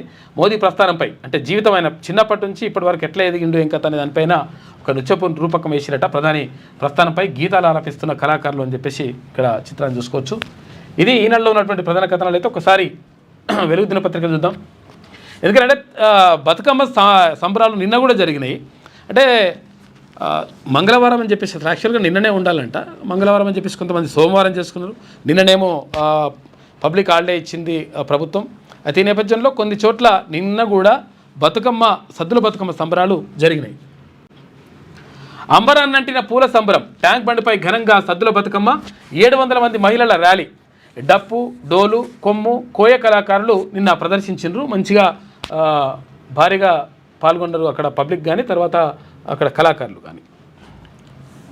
మహిళలు కూడా చాలామంది తరలి వచ్చేసి బతుకమ్మ సంబరాల్లో పాల్గొన్నారు. బాకీ పడ్డది మీరే బాకీ కార్డు తీసుకొస్తామని చెప్పేసి అక్కడ బీఆర్ఎస్ పార్టీ అంటే లేదు మీరే బాకీ పడ్డరు, కేసీఆర్ ఇవన్నీ చేసినని చెప్పేసి ఇక్కడ మహేష్ కుమార్ గౌడ్ అంటున్నాడు. మీ హయాంలో హామీలన్నీ ఎగ్గొట్టి మాపై దుష్ప్రచారమా? బీఆర్ఎస్ బాకీ కార్డు ప్రచారంపై PCC chief Mahesh Kumar Goud fire అయ్యిండు. మేము ఇచ్చిన హామీలన్నీ నెరవేరుస్తున్నాం. రేషన్ కార్డులు, సన్నబియ్యం, ఉద్యోగాలు, ఫ్రీ కరెంట్ ఇస్తే బాకీ పడ్డట. బాకీలు బకాయిల గురించి మాట్లాడితే కేసీఆరే మొదటి ముద్దాయి. మీరు చేసిన అప్పులకు మేము వడ్డీలు కడుతున్నాం. స్థానిక జూబ్లీహిల్స్ ఎన్నికల్లో కాంగ్రెస్తే గెలుస్తుందని చెప్పేసి ధీమా వ్యక్తం చేస్తుండు మహేష్ కుమార్ గౌడ్. మీరు బాకీ పడరు, మీకు బాకీ పడరు అంటే ఇద్దరు కలిసి ప్రజలకు బాకీ పడరు. ఫస్ట్ అక్కడ కాంగ్రెస్ పార్టీ కానీ, ఇటు బీఆర్ఎస్ పార్టీ కానీ. ఇక పాకిస్తాన్లో పేలుడు, 13 మంది మృతి. పాకిస్తాన్లోని క్వెట్టాలో భారీ పేలుడు సంభవించింది. ఈ పేలుడు దాటికి 13 మంది చనిపోగా 32 మంది గాయపడ్డారు. ఇక ఎఫ్సీ హెడ్ క్వార్టర్స్ వద్ద ఓ వెహికల్ ఒక్కసారిగా పేలిపోవడంతో వీడియో కనిపించిందంటే దానికి కలకాలం రేవింది. ఇక ఆడ మొత్తం వాళ్ళే చంపుకుంటారు, వేరే చోట చంపాల్సిన అవసరం ఉండదు పాకిస్తాన్లో. ఇక ట్రంప్ పీస్ ప్లాన్కు ఓకేనంట. గాజాలో శాంతి స్థాపనే లక్ష్యంగా అమెరికా చేసిన ప్రతిపాదనకు ఇజ్రాయెల్ అంగీకరించింది. మొత్తం 20 అంశాలపై అమెరికా అధ్యక్షుడు డొనాల్డ్ ట్రంప్, ఇజ్రాయెల్ ప్రధాని బెంజమిన్ నెతన్యాహు వైట్ హౌస్లో సుదీర్ఘంగా చర్చలు జరిపిరట. మరి చర్చలు జరిపారు కానీ ఇది ఎంతవరకు వస్తుంది నడుస్తూనే ఉన్నది మొత్తం యుద్ధం. అది రావణ కాష్టం లెక్క. సిమెంట్ బస్తాల్లో గంజాయి తీసుకోవచ్చురట. చూసుకో, డీసీఎం వ్యాన్లో సిమెంట్ బ్యాగుల మధ్య ప్రత్యేకంగా ఏర్పాటు చేసిన సీక్రెట్ సెల్లో 6.25 కోట్ల రూపాయల విలువైన 1210 కేజీల గంజాయిని దాచి రవాణా చేస్తుండగా హైదరాబాద్ పోలీసులు పట్టుకున్నారు. ఈ గంజాయిని ఒడిశా నుంచి రాజస్థాన్కు తరలిస్తున్నట్టుగా గుర్తించారట. 1210 కిలోల గంజాయిని పట్టుకున్నారట. దాని విలువ 6,25,00,000 రూపాయలు ఉంటుందట. చూసుకోరిగా లంగా కొడుకులు. కేసీఆర్ బాకీ కార్డు అని చెప్పేసి వీళ్ళు బీఆర్ఎస్ బాకీ కార్డు ఎవరిది? కాంగ్రెస్ పార్టీ ఈ 6 గ్యారెంటీల పేరుతోటి 6 కార్డులు చూపించుకుంటా వీళ్ళు బీఆర్ఎస్ వాళ్ళు వస్తే లేదు మీరే బాకీ ఉన్నారా నాయన అని చెప్పేసి ఇక్కడ కాంగ్రెస్ పార్టీ కేసీఆర్ బాకీ కార్డు పేరుతోటి వీళ్ళు కూడా ప్రచురించారు. ఇక బీఆర్ఎస్ ఎగ్గొట్టిన హామీలతో విడుదల చేసిన మంత్రులు వివేక్ వెంకటస్వామి, పొన్నం ప్రభాకర్, అడ్లూరి లక్ష్మణ్ కుమార్. ఇక ప్రజలను బీఆర్ఎస్ మోసం చేసింది అని చెప్పేసి మంత్రి వివేక్ వెంకటస్వామి, డబుల్ ఇండ్లు, నిరుద్యోగ వృత్తి వంటివి ఏమైనామని చెప్పేసి అడుగుతూ ఉన్నారు. గెలుపు బాధ్యత ఇన్ఛార్జి మంత్రులదే. ఎక్కడ? స్థానిక సంస్థల్లో. ఇక్కడ ఎంపీటీసీ, జెడ్పీటీసీ, తర్వాత సర్పంచ్ ఎలక్షన్లు ఉన్నాయి కదా, ఆ గెలుపు బాధ్యత అక్కడ ఆయా జిల్లాలకు సంబంధించినటువంటి ఇన్ఛార్జి మంత్రులదే ఉంటుందని చెప్పేసి ముఖ్యమంత్రి అంటా ఉన్నాడు. లోకల్ బాడీ ఎన్నికల్లో టికెట్ల కేటాయింపు మొదలు గెలుపు దాకా రెస్పాన్సిబిలిటీ వాళ్ళదేనంట. జూమ్ మీటింగ్లో ఇన్ఛార్జి మంత్రులకు సీఎం రేవంత్ దిశానిర్దేశం. ఈ నెల 5 కల్లా జెడ్పీటీసీ అభ్యర్థుల ప్రతిపాదనను సిద్ధం చేయండి. స్థానిక లీడర్లతో సంప్రదింపులు జరిపి అర్హుల పేర్లు పంపండి. ఇన్ఛార్జి మంత్రులకు స్థానిక లీడర్లు పూర్తి స్థాయిలో సహకరించాలి. అన్ని జెడ్పీలు తర్వాత మెజార్టీ ఎంపీపీలను కైవసం చేసుకునేలా ప్రణాళిక పనిచేయాలని చెప్పేసి చెప్పిండంట ముఖ్యమంత్రి రేవంత్ రెడ్డి. బనకచెర్లకు అనుమతి ఇవ్వండి. కేంద్ర హోం, జలశక్తి మంత్రులకు ఏపీ సీఎం చంద్రబాబు విజ్ఞప్తి చేసిండు. బనకచెర్ల కట్టుకుంటాం సార్, మేము దేంతో కట్టుకుంటామంట, సముద్రంలోకి వెళ్ళే నీటినే వాడుకుంటాం. అమరావతి నిర్మాణానికి నిధులు, ఏపీకి ఆర్థిక సాయం పైన చర్చ జరిగిందంట. ఏది మిగులు జలాలే లేవురా నాయన అంటే మేము సముద్రంలో పోయే నీళ్ళు ఉంటాయి కదా, వాటితోనే మేము ఈ బనకచెర్ల కట్టుకుంటామని చెప్పి చెప్తున్నట చంద్రబాబు. బీసీ రిజర్వేషన్ల జీవోపై బీజేపీలో తలో మాట మాట్లాడుతున్నారట. స్వాగతించిన పార్టీ స్టేట్ చీఫ్ రామచంద్రరావు, గందరగోళమని తప్పు పట్టిన ఎంపీ ఈటల రాజేందర్. ఇక నేతల తీరుపై పార్టీలో చర్చ జరుగుతూ ఉంది, కేడర్లో కన్ఫ్యూజన్ మొదలవుతుందని చెప్పేసి ఒక వార్త వేసింది వెలుగు దినపత్రిక. ఇక మాజీ డీజీపీ ఎమోషనల్. 40 ఏళ్ల విధి నిర్వహణలో 40 రోజులు కూడా తన సొంత ఊర్లో లేనని జితేందర్ భావోద్వేగం వ్యక్తం చేసిండట. నిన్న ఎందుకనంటే నిన్న రిటైర్ అయిన తర్వాత ఇప్పుడు కొత్తగా శివధర్ రెడ్డి బాధ్యతలు స్వీకరిస్తూ ఉన్నారు, ఇప్పటికే ప్రకటించారు. అయితే అక్కడ 40 ఏళ్ళు నేను అంటే ఇక్కడ విధి నిర్వహణలో ఉంటే, లేకపోతే నేను డ్యూటీ చేస్తే 40 రోజులు కూడా మా ఊర్లో లేను, నేను మొత్తం కూడా పబ్లిక్లోనే ఉన్నా, దీంట్లోనే డ్యూటీలోనే ఉన్నా అని చెప్తా ఉన్నాడు మాజీ డీజీపీ. కుటుంబానికి, బంధువులకు, స్నేహితులకు దూరంగా ఉన్న తెలంగాణ నా సొంతిల్లు. ఇక్కడ ఉద్యోగ జీవితం సంతృప్తినిచ్చింది. నైతిక విలువలతో నన్ను ముందుకు నడిపిన తల్లిదండ్రులను కోల్పోవడం బాధించింది. దేశంలోనే తెలంగాణ పోలీస్ నెంబర్ 1 అని ప్రశంస. పోలీస్ అకాడమీలో మాజీ డీజీపీ జితేందర్కు ఫేర్వెల్ పార్టీ చేసిన నిన్న, దాని సందర్భంగా వీడుకోలు పలికిండ్రు. ఇంకో వారం రోజులు కూడా వానలు ఉంటాయట, చూసుకొని జాగ్రత్తగా ఉండండి. రాష్ట్ర వ్యాప్తంగా ఎల్లో అలర్ట్ జారీ. ముగిసిన నైరుతి ఋతుపవనాలు సీజన్. ఇప్పటికే 33% అధిక వర్షపాతం. అక్టోబర్ నుంచి డిసెంబర్ వరకు ఈశాన్య ఋతుపవనాలు ఉంటాయంట. 112% అధికంగా వర్షాలు కురిసే ఛాన్స్ ఉందంట. కాబట్టి రాష్ట్రంలో వారం రోజుల పాటు మోస్తారు నుంచి భారీ వర్షాలు కురిసే అవకాశం ఉంది. మధ్య బంగాళాఖాతంలో బుధవారం అల్పపీడనం ఏర్పడే ఛాన్స్ ఉందని వాతావరణ శాఖ వెల్లడించింది. అది గురువారం నాటికి వాయుగుండంగా బలపడి పశ్చిమ మధ్య బంగాళాఖాతం వరకు విస్తరించే అవకాశం ఉందని తెలిపింది. దాని ప్రభావంతో రాష్ట్ర వ్యాప్తంగా వర్షాలు కురిసే అవకాశం ఉందని పేర్కొంది. రాష్ట్రం మొత్తానికి ఎల్లో అలర్ట్ జారీ చేసింది. ఇక నైరుతి ఋతుపవనాల కాలం మంగళవారంతో పూర్తయింది. ఈ సీజన్లో రాష్ట్రంలో సాధారణం కన్నా అధిక వర్షపాతం నమోదైంది. నైరుతి ఋతుపవనాల కాలంలో జూన్ నుంచి సెప్టెంబర్ వరకు సగటు వర్షపాతం 74.07 సెంటీమీటర్లు కాగా 98.83 సెంటీమీటర్ల వర్షపాతం రికార్డైంది. ఇది సాధారణం కన్నా 33% ఎక్కువ అయిందంట. 12 జిల్లాల్లో 100 సెంటీమీటర్లకు పైగా వర్షపాతం 100 సెంటీమీటర్లకు పైగా వర్షపాతం సగటు వర్షపాతం కంటే కొంచెం ఎక్కువనే నమోదైంది అని చెప్పేసి అంటున్నారు. ఇంకో వారం రోజులు వానలు ఉన్నాయట. మళ్ళీ ఈసారి జర ఎక్కువనే కొడుతున్నాయి వానలు. ఎముకల్లోనూ మైక్రో ప్లాస్టిక్ ఉందంట, చూసుకొని జాగ్రత్తగా ఉండండి. మొత్తం కూడా మనం తాగే వాటర్ బాటిల్ కానీ, తెచ్చే వాటర్ బాటిల్ కానీ, లేకపోతే అక్కడ టిఫిన్లు కానీ, లేకపోతే ఏది పప్పు డబ్బాలు కానీ, ఏవి అయినా సరే, తీసుకొచ్చే కూరగాయలు తీసుకొచ్చే కవర్ కానీ అన్నీ కూడా ప్లాస్టికే. దీంతో మొత్తం కూడా ఆ ప్లాస్టిక్ ఏదో రకంగా మనకు లోపలికి వెళ్ళిపోతుందంట. మైక్రో ప్లాస్టిక్ అంటే చిన్న చిన్న ప్లాస్టిక్ కణాలు లోపలికి వెళ్ళిపోతున్నాయి. అవి క్యాన్సర్ లాంటి ప్రమాదకరమైనటువంటి జబ్బులకు కారణమవుతున్నాయి అంట. కాబట్టి ప్లాస్టిక్ని వాడకం తగ్గించండి. చాలామంది అసలు యాక్చువల్గా గతంలో బిందెల్లో నీళ్ళు తెచ్చుకొని తాగుతుండే, బిందెల్లో ఇత్తడి బిందెలు ఉంటుండే, లేకపోతే స్టీల్ బిందెలు అనేది ఉంటుండే లాస్ట్కి, లేక బకెట్లు కూడా ఇత్తడి బకెట్లు ఉంటుండే, ఇట్లా రకరకాలుగా ఉంటుండే. అవన్నీ కూడా మొత్తం మానేసిండ్రు. తర్వాత ఇప్పుడు మొత్తం కూడా ప్లాస్టిక్ డబ్బాలే. తర్వాత ఇవి ఏమున్నా కానీ ఫిల్టర్ ఏమున్నా కానీ ప్లాస్టిక్ డబ్బాలతోనే చేస్తున్నారు. దీంతో మొత్తం కూడా ప్లాస్టిక్ లోపలికి చేరిపోవడం వల్ల అంటే ప్రాణాంతకమైనటువంటి వ్యాధులకు కారణమవుతుందంట అని చెప్పేసి పరిశోధనలు చెప్తా ఉన్నాయి. ఇక బోన్ మ్యారోలో తొలిసారి గుర్తించిన బ్రెజిల్ సైంటిస్టులు. బోన్ మ్యారో ఉంటుంది, వ్యాధికి ఇదే కారణం అవుతుందంట. తినే తిండి, తాగే నీరు, పీల్చే గాలి ద్వారా మనిషి శరీరంలోకి పోతుంది ఈ ప్లాస్టిక్. ఇక పేగుల నుంచి బ్లడ్ ద్వారా అంటే రక్తం ద్వారా ఎముకల మధ్యలోకి చేరుతున్న సూక్ష్మ ప్లాస్టిక్ కణాలు, 5 మిల్లీమీటర్ల కన్నా తక్కువ సైజ్ ప్లాస్టిక్ కణాలు ఆనవాళ్ళు గుర్తించినట. మైక్రో ప్లాస్టిక్స్తో పటుత్వం కోల్పోతున్న ఎముకలు, బోన్ రీగ్రోత్ లోపాలు, కీళ్ళ వ్యాధులు, రక్తహీనత ముప్పు పెరుగుదలనంట. రకరకాల వ్యాధులకు కారణమవుతుందంట ఈ ప్లాస్టిక్. కొంతవరకు తగ్గించండి, ఏమాత్రం వీలున్నా కానీ తగ్గించండి. మ్యాక్సిమం ప్లాస్టిక్ వాడకుండా ప్రయత్నం చేయండి. కాకపోతే ప్లాస్టిక్ లేకుండా ఇప్పుడు బతుకు లేకుండా అయిపోయింది. ఇక్కడ ఫోన్ లేకుండా ఎట్లా అయిందో అది అట్లా అయిపోతుంది. ఇక రామగుండం ఫ్యాక్టరీలో ఇవాళ నుంచి యూరియా ఉత్పత్తి అంట. హెచ్టీఆర్ మిషన్లో లీకేజీలతో 48 రోజులు షట్ డౌన్ అయింది. ఈ షట్ డౌన్ కావడంతో ఏమైందంటే మన దగ్గరనే ఎరువుల ఫ్యాక్టరీ ఉంది, కానీ మన దగ్గరనే యూరియా కొరతతోటి చాలా అల్లాడిపోయినరు రైతులు. అక్కడ కేంద్ర ప్రభుత్వం, ఇక్కడ రాష్ట్ర ప్రభుత్వం ఆడినటువంటి నాటకమా లేకపోతే నిజంగా చేసినరా ఏం జరిగిందో తెలియదు, కానీ మొత్తం మీద రైతులు నష్టపోయింది. ఇక్కడ రిపేర్లు పూర్తి చేసిన డెన్మార్క్ కంపెనీ ఎల్ఎన్టీ సంస్థనంట మొత్తం మీద మళ్ళీ స్టార్ట్ అయిందంట.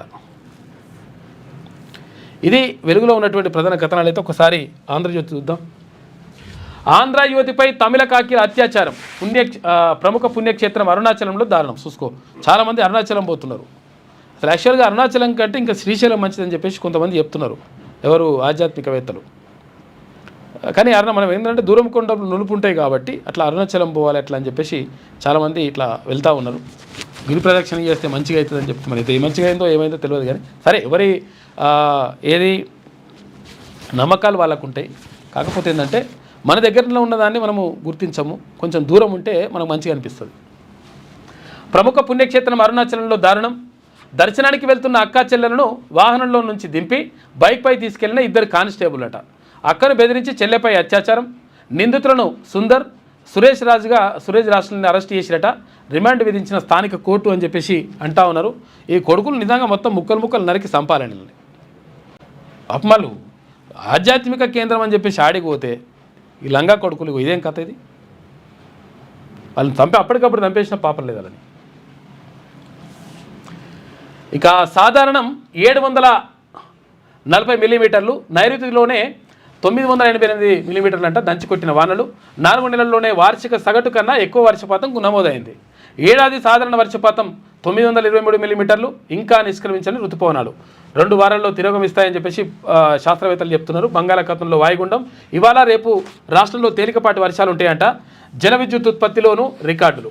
ఇక 2 నెలల్లో 4062 మిలియన్ యూనిట్లు.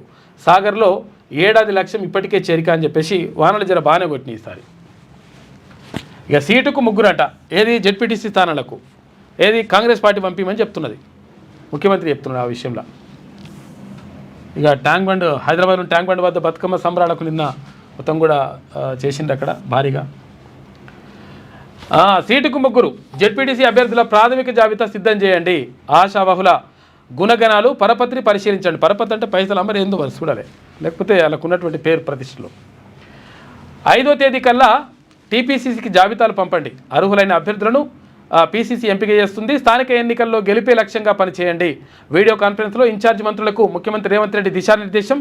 జనాభా ప్రాతిపదికన కంప్యూటర్ల కంట్రోల్లో రిజర్వేషన్ల ఖరారు. ఇక కొడంగల్ నుంచి ఫిర్యాదులు వచ్చాయి. ఆ విషయంలో ఏం చేయలేమని వ్యాఖ్య. ఇక ఎంపీటీసీ అభ్యర్థుల ఎంపిక డీసీసీ స్థాయిలోనే ఉందంట. ఇప్పుడు చాలా చోట్ల బీసీలు లేని ఊర్లలో బీసీలు రిజర్వేషన్లు వచ్చినాయి. ఎస్సీ ఎస్టీలు లేని ఊర్లలో ఎస్సీ ఎస్టీలకు రిజర్వేషన్లు వచ్చినాయి. వాళ్ళు మనుషులే లేకపోతే రిజర్వేషన్లో పోస్తే మరి ఎవరు ఉండాలి? ఇప్పుడు ఇదేది అమరాబాదుకు సంబంధించి ఆ చుట్టుపక్కల ఏరియాలలో కొన్ని 5 గ్రామాలు ఉన్నాయంట. 5 గ్రామాలలో అవి ఏంది ఐటీడీఓ పరిధిలోకి వస్తాయి. ఈ ఐటీడీఓ పరిధిలోకి అంటే ఏంది, ఇక్కడ వాటికి ప్రత్యేకంగా ఎస్టీ రిజర్వేషన్ కేటాయించిండ్రు. అయితే ఎస్టీ రిజర్వేషన్ కేటాయిస్తే అయితే ఆ ఊర్లల్లో ఒక్కరి ఎస్టీ కూడా లేరట. ఇప్పుడు ఒక ఊర్లో అయితే 20 సంవత్సరాల నుంచి ఎస్టీ రిజర్వేషన్ కొనసాగుతుంది అక్కడ, కానీ ఒక్క ఎస్టీ కూడా అక్కడ లేరు. కాబట్టి సర్పంచ్ ఎన్నికలు లేవాడా, సర్పంచ్ ఎన్నికనే లేదు 20 ఏళ్ళ నుంచి. ఇప్పుడు ఇందాక కొంతమంది చాలా ఫోన్ చేస్తూ ఉన్నారు ఎక్కడెక్కడ ఏమేమి జరుగుతుంది అనేది. ఏది ఇక్కడ ఇప్పుడు ఇక్కడనే అమరాబాద్ దగ్గర. అయితే తర్వాత 20 ఏళ్ళ నుంచి సర్పంచ్ లేడు. కేవలం అక్కడ ఎన్నికలు జరిగేది ఏంటంటే వార్డు మెంబర్లకి ఎన్నికలు జరుగుతాయి. ఏమనంటే ఇప్పుడు ఏమైందంటే ఆ ఊర్లల్లో ఎస్టీలు లేరు, కానీ అది ఐటీడీఏ ప్రాంతంలో ఉందని చెప్పేసి అందులోకి వస్తుంది అని చెప్పేసి వాళ్ళు చెప్పి అక్కడ ఎస్టీ రిజర్వేషన్ అమలు చేస్తూ ఉన్నారు. మరి ఎట్లా పరిస్థితి? సర్పంచే లేడు. కాబట్టి ఇట్లా చాలా ఊర్లల్లో బీసీలు లేని చోట్ల బీసీలు, ఎస్సీలు లేని చోట ఎస్సీలకు, ఎస్టీలు లేని చోట ఎస్టీలకు ఇట్లా రిజర్వేషన్లు ఇస్తూ ఉన్నారు. దీంతో ఏమవుతుంది కథ, అక్కడ సర్పంచ్ లేని పరిస్థితులు ఏర్పడుతున్నాయి. కాబట్టి ఒకసారి చూసుకొని చేసుకుంటే మంచిగా ఉంటుంది లెక్క.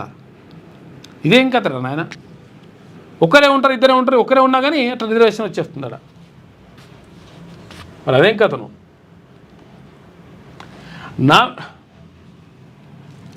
నామినేటెడ్ పదవుల భర్తీకి కోడ్ దెబ్బనంట. ఇది నామినేటెడ్ పోస్టులు ఇస్తామని చెప్పేసి ఇస్తాను అనుకుంటూ వచ్చి ఇప్పుడు కోడ్ వచ్చింది కదా. ఇప్పుడు ఎంపీడీసీ, జెడ్పీడీసీ, తర్వాత సర్పంచ్ ఎన్నికలు అయిపోవాలి, మిగతా ఎన్నికలు అయిపోయేదాకా ఈ నామినేటెడ్ పోస్టులు ఏవైతుంటాయి వాటిని పెండింగ్ ఉంటాయి. నవంబర్ 11 దాకా అమల్లోకి ఎన్నికల నియమావళి కోడ్ ఉన్నది. ఆపై మున్సిపల్ ఎన్నికల కోడ్ వస్తుంది. మళ్ళా ఈ ఏడాదిలో పదవుల భర్తీ అనుమానంగానే ఉంది. ఆశావాదులకు మరికొంతకాలం ఎదురు చూపులే. డీసీసీ అధ్యక్షుల నియామక ప్రక్రియ కూడా వాయిదా పడుతుందంట. ఏం చేయాలి వీళ్ళు, పని చేయాలి, కానీ వీళ్ళకి పదవులు మాత్రం వచ్చే అవకాశం లేదు ఇప్పుడు ఎవరికి, ఈ ఆశావాహులకు. ఇక హమాస్కు డెడ్లైన్. శాంతి ప్రణాళికపై 3-4 రోజుల్లో స్పందించాలి, లేదంటే వారి కథ విషాదాంతమే. అమెరికా అధ్యక్షుడు డొనాల్డ్ ట్రంప్ అంటుండు. గాజా శాంతి ప్రణాళికను స్వాగతించిన ప్రధాని మోడీ. ఇక 8 అరబ్ ముస్లిం దేశాలు కూడా దీన్ని స్వాగతిస్తున్నాయంట. అమెరికా అధ్యక్షుడు డొనాల్డ్ ట్రంప్ హమాస్కు డెడ్లైన్ విధించారు. తాను ప్రతిపాదించిన 20 సూత్రాల శాంతి ప్రణాళికపై స్పందించేందుకు హమాస్కు 3-4 రోజులు టైం ఇస్తామని చెప్పిండు. ఒకవేళ అప్పుడు స్పందించకపోతే మీ పని చేస్తామని చెప్పిండట ట్రంప్. చెప్పలేని భాషలో పాక్ స్టెడ్లింగ్ అంట, నా ఏకాగ్రతను దెబ్బతీసింది. పాకిస్తాన్ రకరకాల కథలు పడ్డదట. ఎన్ని కథలు పడ్డా కానీ ఏకాగ్రతను దెబ్బతీయాలని చూసినా కానీ నేను అట్లా మంచిగా ఆడినని చెప్తున్నాడు తిలక్ వర్మ. నేను ఆవేశపడి ఒక్క చెత్త షాట్ ఆడినా ఫలితం తారుమారయ్యే ముప్పు, అందుకే సంయమనం వహించా. తొలుత ఒత్తిడికి లోనైనా పట్టుదలగా ఆడా. 600 దేశాన్ని గెలిపించాలనుకున్నా. నా 2 T20 సెంచరీల కన్నా 69 పరుగులు మిన్నా అని చెప్పేసి అంటున్నాడు. పాకిస్తాన్ను ఓడించిన ఆనందాన్ని మాటల్లో వర్ణించలేను. దేశానికి T20 వరల్డ్ కప్ను అందించాలనేది నా కల. నేను ఆరాధించే కోహ్లీతో పోలికను గౌరవంగా భావిస్తున్నా. ఆయన అడుగుజాడల్లో నడుస్తా అని చెప్పేసి ఆంధ్రజ్యోతి తోటి తిలక్ వర్మ మాట్లాడినట్ట నిన్న ముఖ్యమంత్రిని కలిసిండు. రాష్ట్రంలో విదేశీ విద్య ఆఫ్లైన్ క్యాంపస్ల ఏర్పాటుకు 5 నుంచి 6 వర్సిటీలు ఆసక్తి వ్యక్తం చేస్తున్నాయంట. ఇప్పుడు విదేశీ విద్య అంటున్నారా, విదేశీ విద్యవి కొన్ని ఫేక్ యూనివర్సిటీలు కూడా వస్తున్నాయని చెప్పేసి ఇప్పటికే గతంలో ఉన్నత విద్యా మండలి చైర్మన్గా పనిచేసినటువంటి ప్రొఫెసర్ లింబాద్రి చెప్పిండ్రు. ఈ ఫేక్ యూనివర్సిటీలు వస్తున్నాయిరా నాయన, ఇప్పుడు దీనివల్ల జాగ్రత్తగా ఉండండి, అప్రమత్తంగా ఉండండి అని చెప్పేసి గతంలో ఉన్నత విద్యా మండలి చైర్మన్గా పనిచేసినటువంటి మా ప్రొఫెసర్ లింబాద్రి గారు చెప్పిండ్రు. కానీ ఇప్పుడు ఏం చేస్తారు, ఇప్పుడు విదేశీ విద్య పేరుతోటి ఫేక్ యూనివర్సిటీలా మరి ఈ యూనివర్సిటీలా ఏం తెలియకుండా ఇప్పుడు కొన్ని యూనివర్సిటీలకు అనుమతిస్తున్నట. మళ్ళీ అదేందో కథ. ఫేక్ గాలంతా మొత్తం రెడీ అయిపోతారు. మొత్తం ఆఫ్లైన్ క్యాంపస్ల ఏర్పాటుకు 5-6 యూనివర్సిటీల ఆసక్తి చెప్తున్నాయంట. అనుమతులు ఇతర అంశాలపై రాష్ట్ర ప్రభుత్వం దృష్టి పెట్టింది. కేంద్ర ప్రభుత్వంతోనూ సమాలోచనలు. లండన్లోని ప్రముఖ యూనివర్సిటీకి పైగా ప్యాలెస్ అంట లేదా నాక్ భవనాన్ని ఇచ్చే యోచనలో రాష్ట్ర సర్కారు ఉన్నది. 14 విదేశీ యూనివర్సిటీలకు యూజీసీ అనుమతి ఇచ్చేసిందట. ఇక 68.5 లక్షల ఓట్ల తొలగింపు. బీహార్లో ఓట్ల తుది జాబితా వెల్లడించారు, బయటపెట్టిరట. కొత్తగా 21.53 లక్షల ఓటర్ల నమోదు. మొత్తం ఓటర్ల సంఖ్య 7,42 లక్షలు ఉందంట బీహార్లో. ఇక జూబ్లీహిల్స్లో 3,99,000 మంది ఓటర్లు ఉన్నారంట. నియోజకవర్గ తుది ఓటర్ల జాబితా విడుదల చేసిండ్రు. పార్టీలతో జిల్లా ఎన్నికల అధికారి ఆర్వి కన్నన్ భేటీ అయిందట. ఇది ఆంధ్రజ్యోతిలో ఉన్నటువంటి ప్రధాన కథనాలు. అయితే ఒకసారి ఇక్కడ శనార్థి తెలంగాణ చూద్దాం. స్థానిక ఎన్నికలు కష్టమే, 42% రిజర్వేషన్లు జీవోనే కారణం. జీవోను హైకోర్టు కొట్టేసే అవకాశం ఉన్నది. ఇక ఎస్ఈసి షెడ్యూల్ రద్దుకు ఛాన్స్ ఉంది. రేవంత్కు ఈ వ్యవహారంపై ముందుగానే క్లారిటీ ఉన్నది. ప్రస్తుతం కాంగ్రెస్కు ఏమాత్రం అనుకూలం లేని పరిస్థితులు ఉన్నాయి. అయితే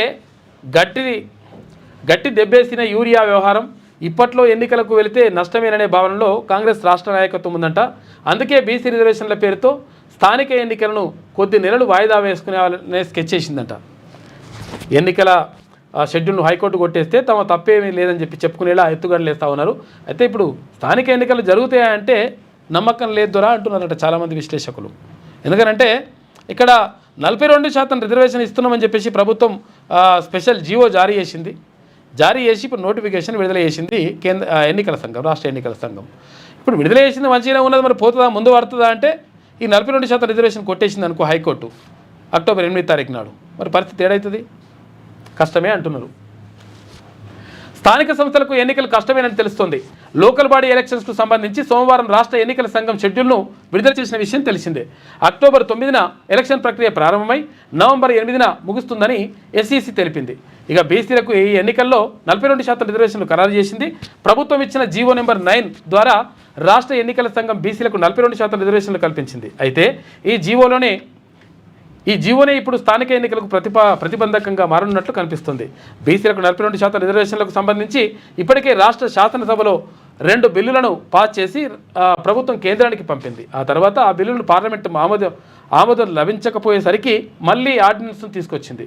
ఆ ఆర్డినెన్స్ను ప్రభుత్వం రాజ్భవన్కు పంపగా గవర్నర్ జిష్ణుదేవ్ వర్మ ఆర్డినెన్స్ను కేంద్ర హోంశాఖకు పంపిన విషయం తెలిసిందే. అయితే భారత రాజ్యాంగం ప్రకారం శాసనసభలో చట్టం చేసిన దాని ముందు జీవోకు ఎంత మాత్రం చెల్లుబాటు ఉండదనేది తెలిసిన సత్యమే. కానీ ముఖ్యమంత్రి రేవంత్ రెడ్డి మాత్రం ఇవేవీ తెలియని చిన్నపిల్లాడి మాదిరి అసెంబ్లీలో ఆమోదించిన బిల్లులు పక్కన పెట్టి పంచాయతీరాజ్ చట్టాన్ని కాదని బీసీలకు స్థానిక సంస్థలైన ఎంపీటీసీ, జెడ్పీటీసీ, సర్పంచ్ ఎన్నికల్లో 42% రిజర్వేషన్లు కల్పిస్తూ జీవో నెంబర్ 9ని జారీ చేయడమే విడ్డూరంగా ఉంది. ఏ రిజర్వేషన్ అయినా 50% లిమిట్ను దాటకూడదని సుప్రీంకోర్టు గత తీర్పులు స్పష్టంగా చెప్తున్నాయి. ఒకవేళ 50% మించి రిజర్వేషన్ కల్పించాలంటే దానికి సంబంధించి 9th షెడ్యూల్లో పెట్టాలి. కానీ ఇవేం జరగకుండా చేస్తున్నారు కాబట్టి ఇది మరి ముందర పడుతుందా కాదా అని చెప్పేసి ఒక క్వశ్చన్ మార్క్ తోటి వార్త రాసింది శనార్థి తెలంగాణ దినపత్రిక. గ్యారంటీలకు టాటా లంకె బిందెలకై వేట అని చెప్పేసి హరీష్ రావు అంటున్నాడు. అబద్ధపు హామీలతో నమ్మించి గొంతు కోసినరు, బాకీ కార్డును ప్రతి ఇంటికి పంపిణీ చేస్తాం, కాంగ్రెస్ మోసాలపై చర్చ జరగాలి మాజీ మంత్రి ఎమ్మెల్యే హరీష్ రావు అంటున్నాడు. బీఆర్ఎస్ బాకీలకు వడ్డీలు కడుతున్నామని చెప్పేసి ఇక్కడ మహేష్ కుమార్ గౌడ్ అంటుండు. స్కామ్లను డైవర్ట్ చేసేందుకే బాకీ కార్డు ప్రచారం, బీఆర్ఎస్కు బాకీ అనే పదం ఎత్తే అర్హత లేదు పిసిసి అధ్యక్షుడు మహేష్ కుమార్ గౌడ్ అంటున్నాడు. ఇద్దరు కొట్టుకున్నట్టు చేస్తున్నారు. ఇక ట్రంప్ టారిఫ్ల దాడి, ఇండియాపై వరుస సుంకాల విధింపు, ఇక భారత ఎగుమతులపై 50% టారిఫ్, సినిమాలు ఫార్మాపై 100% పన్నులు, ఇక H1B వీసా ఫీజు $1,00,000 పెంపు, కనీసం స్పందించిన కేంద్ర పాలకులు మౌనం ఎందుకని ప్రతిపక్షాలు నిలదీస్తూ ఉన్నాయి అని చెప్పేసి ఒక వార్త కనిపిస్తూ ఉంది అమెరికా గురించి. ఇక సరెండరా ముగింపు దశకు మావోయిస్టు ఉద్యమం, సాయుధ పోరాట విరమణకు మల్లోజుల పట్టు, అభయ్ నిర్ణయంతో విభేదిస్తున్న కేంద్ర కమిటీ, దూకుడును ప్రదర్శిస్తున్న భద్రతా దళాలు, ఇక చర్చలకు కేంద్ర ప్రభుత్వం విముఖత, కేంద్ర రాష్ట్ర కమిటీ సభ్యుల వ్యక్తిగత లొంగుబాటుకే ప్రాధాన్యత. ఇక కేంద్రం యొక్క ఈ ప్రకటనపైనే పార్టీల్లో విభేదాలు ఉన్నాయని చెప్పేసి అంటున్నారు. మొత్తం మీద సరెండరా సమాప్తమా అని చెప్పేసి ఒక వార్త కనిపిస్తూ ఉంది. మొత్తం మీద మావోయిస్టులకు సంబంధించి మరి మావోయిస్టులందరూ లొంగిపోతారా లేకపోతే ఉద్యమాన్ని కొనసాగిస్తారా అనే దాని వచ్చినప్పుడు ఉద్యమం కొనసాగించేటువంటి అవకాశం ఉందని చెప్పేసి తెలుస్తూ ఉంది. ఎందుకంటే ఇటువంటి పరిస్థితులు ఇందాక ఒక ఆయన చూసినావా ఆయన ఎస్పీకి లెటర్ పెట్టుకున్నట్ట, ఏమైంది నేను మావోయిస్టులో ఏరడానికి నాకు అవకాశం కల్పించండి అని చెప్పేసి. ఎందుకంటే పనులు అయితలేవు, కనీసం అక్కడ నాకు రావాల్సినటువంటి హక్కులు నాకు రావాల్సినటువంటి పైసలు కూడా ఇస్తలేరు నాయన అని చెప్పేసి ఆయన బాధపడతా ఉన్నాడు. చాలామంది చచ్చిపోయారట. కాబట్టి మరి ఇక ఏమవుతుందని చెప్పేసి దానిపైన ఒక ప్రత్యేక కథనం వేసింది శనార్థి దినపత్రిక. గౌరమ్మ మురిసేలా, బతుకమ్మ మెచ్చేలా, డీజే శబ్దం లేదు, చేతి చప్పట్లతో తాళం వేస్తూ సాంప్రదాయ నృత్యం చేస్తూ 11 గంటల పాటు సాగిన బతుకమ్మ వేడుకలు. చండ్రుపల్లి గ్రామ మహిళల ఆదర్శవంతమైన ప్రతిభ అని చెప్పేసి మంచిగా బతుకమ్మ ఆడుతురట. పాతకాలంలో ఎట్లయితే బతుకమ్మ ఇట్లా చప్పట్లతోటి తర్వాత వాళ్ళు సొంతంగా పాట పాడితే ఎట్లయితే చేస్తారో ఆ రీతిగా చేసిరట. సంతోషం. డీజేలు బీజేలు పెట్టలేరట. ఇక జూబ్లీస్ ఉప ఎన్నిక తుది ఓటర్ల జాబితాను విడుదల చేసిన ఎన్నికల అధికారి ఆర్వి కన్నన్. ఇక నియోజకవర్గంలో మొత్తం ఓటర్లు 3,98,982 మంది ఉన్నారట. సెగ్మెంట్ లిమిట్స్లో 407 పోలింగ్ కేంద్రాలు ఏర్పాటు చేస్తుందని చెప్పేసి జూబ్లీస్ ఎన్నికలకు సంబంధించి. ఫోన్ ట్యాపింగ్పై రివ్యూ చేస్తాం, అనంతరం చర్యలపై ఆలోచిస్తాం, డ్రగ్స్పై రౌడీ షీటర్లపై ఉక్కుపాదం మోపుతాం, ఈగల్ టీమును మరింత బలోపేతం చేస్తాం, ఆడపిల్లల జోలికి వస్తే చుక్కలు చూపిస్తాం, హైదరాబాద్ వీసీ సజ్జనార్ చెప్తున్నాడు. మొత్తం మీద మొన్నటిదాకా ఆర్టీసీ ఎండీగా ఉండే, ఆర్టీసీల మొత్తం రేట్లు బీట్లు అని బాగా పెంచి అట్లా మొత్తం కొంతవరకు సెట్ చేసి వచ్చిండు సజ్జనార్. ఇప్పుడు పోలీస్ కమిషనర్గా బాధ్యతలు చేపట్టిండు. ఫోన్ ట్యాపింగ్ కేసుపై రివ్యూ చేస్తానన్నారు, అనంతరం చర్యలపై ఆలోచిస్తామని Hyderabad city police commissioner VC Sajjanar అన్నారు. మంగళవారం వీసీ సజ్జనార్ హైదరాబాద్ సిపిగా బాధ్యతలు తీసుకున్నారు. అనంతరం మీడియాతో సజ్జనార్ మాట్లాడుతూ తనకున్న గత అనుభవంతో హైదరాబాద్ సిపిగా విజయవంతంగా బాధ్యతలు నిర్వహిస్తానని చెప్పేసి హామీ ఇచ్చిందట. నన్ను టార్గెట్ చేయండి, ప్రజలను ఇబ్బంది పెట్టొద్దు, కరూరు ఘటన తన గుండెను ముక్కలు చేసింది, తొక్కిసలాట సంఘటన నన్ను కలిచివేసింది, ప్రజలు ఎంతో ప్రేమతో నా మీటింగ్కు వచ్చారు, త్వరలోనే బాధిత కుటుంబాలను పరామర్శిస్తా, టీవీకే వ్యవస్థాపక అధ్యక్షుడు విజయ్ అంటున్నాడు. తొక్కిసలాట తర్వాత తొలిసారి వీడియో రిలీజ్ చేసిండు పాపం. అంటే అసలు యాక్చువల్గా అక్కడ జరిగింది మరి ఈ ప్రభుత్వ తప్పిదమా లేకపోతే వీలు చేసిందా లేకపోతే మొత్తం ఏమైనా జరిగిందో తెలియదు కానీ 41 మంది చనిపోయారు పాపం. అక్కడ కలుస్తా అంటుండు. 20 లక్షల రూపాయలు ఒక్కొక్క కుటుంబానికి పరిహారం ఇస్తున్నాడు. ఇక రైల్ టికెట్కు ఆధార్ తప్పనిసరి అంట. జనరల్ రిజర్వేషన్ టికెట్లకు ఆధారు అథెంటికేషన్ అంట. రైల్వే టికెట్ల బుకింగ్ వ్యవస్థలో పారదర్శకతకు నిర్ణయం. ఇక ఐఆర్సిటీసీ వెబ్సైటు మొబైల్ యాప్లలో వర్తింపంట. నేటి నుంచే మారనున్న రైల్వే రూల్స్ అంట. ఇక ఆధార్ కార్డు పెడతారట దానికి కూడా టికెట్ తీసుకోవాలంటే. గంజాయి ముఠా గుట్టురట్టు, సిమెంట్ బ్యాగుల మధ్యలో గంజాయి తరలింపు. అబ్దుల్లాపూర్ మెట్ వద్ద ముఠాను అరెస్ట్ చేసిన పోలీసులు. ముఠా నుంచి 6 కోట్ల రూపాయల విలువైన గంజాయి స్వాధీనం చేసుకున్నారు. ఎస్ఓటీ పోలీసుల అదుపులోకి కీలక నిందితులు ఉన్నారట. లంగలు తీసుకుపోయి కొయ్యాల కొడుకుల్ని. ఇక సీజనల్ కేసులు నమోదు రహిత నమోదరహిత రాష్ట్రంగా తీర్చిదిద్దాలని చెప్పేసి ఇక్కడ ఇటువంటి సీజనల్ వ్యాధులు ఉండొద్దు, అవి రాకుండా చూసుకోవాలని చెప్పేసి అన్నారంట. గంజాయి ముఠాకు సంబంధించి ఇక్కడ సిపి గారు ఉన్నారు, సుధీర్ బాబు. ఇది ఇక్కడ రాచకొండ సిపి సుధీర్ బాబు మంచి ఆఫీసర్. ఇక మారాల్సింది ప్రజలే, నాయకులు కాదు అని చెప్పేసి ఒక ప్రత్యేక వ్యాసం రాసిండు సకినాల సుధాకర్ పటేల్. ఎందుకంటే ప్రజల్లో మార్పు వచ్చినప్పుడు మాత్రమే నాయకుల్లో మార్పు వస్తుంది. ఇప్పుడు నాయకులు ఏమంటారు, వాళ్ళు ఎట్లకైనా ఏం చేయాలో అది చేసుకుంటూ పోతారు. మరి ప్రజల్లో మార్పు ఎట్లా రావాలి? ఓటు వేసేటప్పుడు మనోడోడు మందోడోడు చూసుకొని ఓటేయాలి. చూసుకొని ఓటేస్తే అప్పుడు లెక్క సెట్ అవుతుంది. అట్లా కాకుండా ఇష్టం వచ్చినట్టుగా పైసలకో లేకపోతే మందుకో బీర్ బాటిళ్ళకో దానికో దీనికో ఓటేసుకుంటూ పోతే ఉల్టా అవుతుంది కథ అంతా. కాబట్టి మనలో మార్పు రావాలి. ఇక నేటి మాట చూసుకుంటే సరైన సమయంలోనే తెలంగాణలో ఓ రాజకీయ పార్టీ ఆవిర్భవించింది. అగ్రవర్ణ పార్టీల గుత్తాధిపత్యాన్ని తిప్పుకొట్టేందుకే ఆ ప్రాంతీయ పార్టీ పురుడు పోసుకుంది. భవిష్యత్ రాజకీయాలను తారుమారు చేసేటట్టే కనిపిస్తుంది. బడుగు బలహీన వర్గాల ఊపిరై, అనగారిన జాతులకు గొంతై, సబ్బండ కులాలకు వేదికై తెలంగాణ రాజ్యాధికార పార్టీగా నామకరణం చేసుకుంది. నిజాలను నిక్కచ్చిగా మాట్లాడే ఓ వ్యక్తి, అధికారంలో ఉన్న ప్రభుత్వాలకు ముచ్చెమటలు పట్టిస్తున్న ఓ శక్తి, మాట తప్పని మడమ తిప్పని ఓ యువనేత రేపటి రాజకీయాల్లో క్రియాశీలకంగా వ్యవహరించనున్నాడు. పార్టీ అధ్యక్ష పదవిని తన భుజాలపై మోస్తూ అగ్రకుల నాయకుల కుట్రలను విప్పి చెప్పుతూ పరిపాలనా లోపాలను కండ్లకు కట్టినట్టు చూపిస్తున్న తీర్మాన్ మల్లన్న అనతి కాలంలోనే పార్టీని అధికారంలోకి తీసుకురాబోతున్నారని చెప్పేసి పెద్దపల్లి రాజన్న ఆశాభావంతో ఒక నేటి మాట రాసిండు. ఇక సైబర్ మోసానికి గురైన సుమారు 28 లక్షల నగదు రికవరీ చేసిరట. చాలా గ్రేట్ అసలు నిజంగా కూడా. స్థానిక సంస్థల ఎన్నికల సందిగ్ధతపై అక్టోబర్ 8న క్లారిటీ వస్తుందని చెప్పేసి సకినాల మన గంటా సోమన్న ప్రత్యేక వ్యాసం రాసిండు. ఇది శనార్థిలో ఉన్నటువంటి ప్రధాన కథనాలు. అయితే ఒకసారి పల్లవి యుద్ధం, ఇక తిలక్ భలే ఆడావని చెప్పేసి ముఖ్యమంత్రి అభినందించిండట. ఇక త్వరలో అన్నీ బయట పెడతా అని చెప్పేసి ఇక్కడ రఘునందన్ రావు అంటున్నాడు. యుద్ధాలు ఆపకపోతే విషాదాంతం అని చెప్పేసి ట్రంప్ అంటున్నాడు. ఈ కథ వేరే ఉంది మనది. స్థానిక ఎన్నికలు ఉన్నట్టా లేనట్టా అని చెప్పేసి అంటే బీసీ రిజర్వేషన్లపై హైకోర్టులో కేసు, ఎన్నికలపై నీడలు, గ్రీన్ సిగ్నల్ పడుతుందా లేక లీగల్గా లిటిగేషన్లో పడుతుందా సస్పెన్స్ అంట. 3 నెలల గడువు మెన్షన్ చేసిన కోర్టు. అభ్యంతరం చెబితే పరిస్థితి ఏంటి? ఎంపీ ఈటల రాజేందర్ సైతం ఇప్పుడు ఎన్నికలు జరగవంటూ కామెంట్స్ చేసిండు.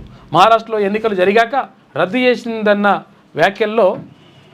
వ్యాఖ్యలతో అభ్యర్థుల్లో టెన్షన్ మొదలైంది. లీగల్ ఫైట్ చేయాలని కాంగ్రెస్ సర్కార్ డిసైడ్ అయిందట. అక్టోబర్ 8 దాకా తప్పదని చెప్పేసి ఉత్కంఠ ఉంటుందని చెప్పేసి అంటా ఉన్నారు. మొత్తం మీద పైసలు అయితే ఖర్చు పెట్టుకోకూరి, ఎందుకంటే మరి గ్యారంటీ లేని పరిస్థితి ఉందంట. మహారాష్ట్రలో స్థానిక ఎన్నికలు జరిగాక కోర్టు రద్దు చేసిన సందర్భం కూడా ఉందంట పరిస్థితి. కాబట్టి ఏమైతుందని చెప్పేసి ఎట్లా జరగవచ్చు అని చెప్పేసి చాలా ఒక సందిగ్ధత ఉన్నది. రిజర్వేషన్లపై ఎలా ముందుకెళ్దాం? బీసీ రిజర్వేషన్లపై మంత్రుల భేటీ, పొన్నం ప్రభాకర్ నివాసంలో కీలక సమావేశం. 42% రిజర్వేషన్లు, ఎన్నికల్లో అనుసరించిన వ్యూహాలపైన చర్చించిందట మంత్రులు, నాయకులు. దసరాకు దావతులు ఇవ్వకండి, ఎన్నికలు ఇప్పుడే జరగవు, కోర్టు కొట్టేస్తే పరిస్థితి ఏంటి, డబ్బులు ఖర్చు చేసుకోకండి. బీజేపీ ఎంపీ ఈటల రాజేందర్ సంచలన కామెంట్స్ చేసిండు. ఇక గ్యారంటీలకు రేవంత్ రెడ్డి టాటా అని చెప్పేసి ఇక్కడ హరీష్ రావు అంటా ఉన్నాడు. భూములు అమ్ముతూ లంకె బిందెలు బాట పెట్టిండని చెప్పి భూములు అమ్ముతారని మీ మామ కూడా అమ్మితే నువ్వు కూడా ఉన్నప్పుడు ఉన్నావు కదా. అప్పుడు ఈ భూములు అమ్ముడేందో కథ. ఇది పల్లవిలో ఉన్నటువంటి ప్రధాన కథనాలు. అయితే ఒకసారి నమస్తే తెలంగాణ చూద్దాం. గోల్డ్ రేటు 1,20,000 అయిందట. తులం బంగారం 1,20,000 అయిందట. ఉద్యోగం ఇచ్చారా, వెంటనే రద్దు చేశారు. ఓ యువతికి డిఎస్పీగా నియామక పత్రం ఇచ్చిరట. ఒకే పోస్టుకు ఇద్దరికి అపాయింట్మెంట్ ఇచ్చి ఆర్డర్ ఇచ్చిరట. ఏది మన గ్రూప్ 1లా. చివరికి ఓ యువతి నుంచి ఆర్డర్ లెటర్ వెనక్కి తీసుకున్నారంట. గ్రూప్ 1 ఉద్యోగాల భర్తీలో వింత ఘటన. విషయం బయటపడకుండా పొక్కకుండా బెదిరింపులు చేసిరట. ఒకవేళ నువ్వు ఇట్లా అన్నావు అనుకొని ఉద్యోగమే రాకుంటే చేస్తామని చెప్పేసి బెదిరించిరట.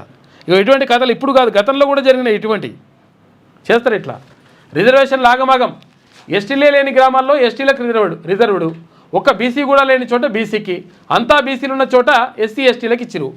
ఇక రిజర్వ్డ్ అభ్యర్థులు లేక గతంలో కొన్ని గ్రామాల్లో జరిగిన ఎన్నికలు, ఇప్పుడు కూడా అదే పరిస్థితి. ఇక చూసుకో, ఇట్లున్నది పరిస్థితి. 6 నుంచి మళ్ళీ కాలేజీలు బంద్, ఫీజు బకాయిల విడుదల చేయని సర్కార్, ఊరించి ఉసూరు మనిపించిన ప్రభుత్వం. ఇవాళ కాలేజీ యాజమాన్యాల సమావేశం, భవిష్యత్తు కార్యాచరణ ప్రకటించే అవకాశం ఉందంట. నిరవధికగా మూసివేత దిశగా ఆలోచన చేస్తున్నట ఫీజు బకాయిలు ఇవ్వకపోతే. మారో ఆటో డ్రైవర్ బలవన్మరణం. గత నెల 24న ఆత్మహత్యాయత్నం, చివరి చికిత్స పొందుతూ డేవిడ్ చనిపోయిందని చెప్పేసి పాపం వార్త కనిపిస్తూ ఉంది. పంట పోయిందని రైతు ఆత్మహత్య. అడవి పందులతో నష్టం, పంట నష్టం అంట. పురుగుల మందు తాగి రైతు చనిపోయారు ఆసిఫాబాద్ జిల్లాలో. రైతు బతుకుకు కేసీఆర్ భరోసా. మాడుగుల కేసీఆర్ పాలనలో తగ్గిన ఆత్మహత్యలు అని చెప్పేసి ఇవి రాసుకొచ్చింది. అప్పుడు కూడా మస్తు ఉన్నాయి, ఆత్మహత్యలు లేవని చెప్తున్నాడు. మళ్ళా మాడుగులకు సాగునీరు, కేసీఆర్ కృషితో తీరిన రైతుల గోస అని చెప్పేసి ఇగో ఈ వాటర్ రాసుకొస్తుంది. కేసీఆర్ సూపర్, కేసీఆర్ డూపర్ అని రాసుకొస్తుంది. ఈమె పాపం పొలగాడు. బతుకమ్మ మొదటి రోజే ఇల్లు కూల్చిన హైడ్రా. శిథిలాల మధ్య నిలబడి ఓ బాలుడి ఆవేదన. ఇల్లు లేదు, తిండి లేదు, ఏడ ఉండాలి, మా బతుకులు రోడ్డున పడ్డాయని చెప్పేసి ఏం కావాలని చెప్పేసి ఒక వార్త కనిపిస్తూ ఉంది. గాజుల రామారం బస్తీ పిల్లగాడని చెప్పేసి అంటున్నారు. గాజుల రామారంలో చాలా అక్రమ కట్టడాలు ఉన్నాయి వాస్తవం. కాకపోతే అంటే పేదోళ్ళ ఇల్లు కాడ మాత్రం వెళ్ళకుంటే బాగుండేదని చెప్పేసి అభిప్రాయం వ్యక్తమవుతుంది. ఇది అయిపోయిందా? మనలో ఉన్నట్టు రాయల్ ఎన్ఫీల్డ్.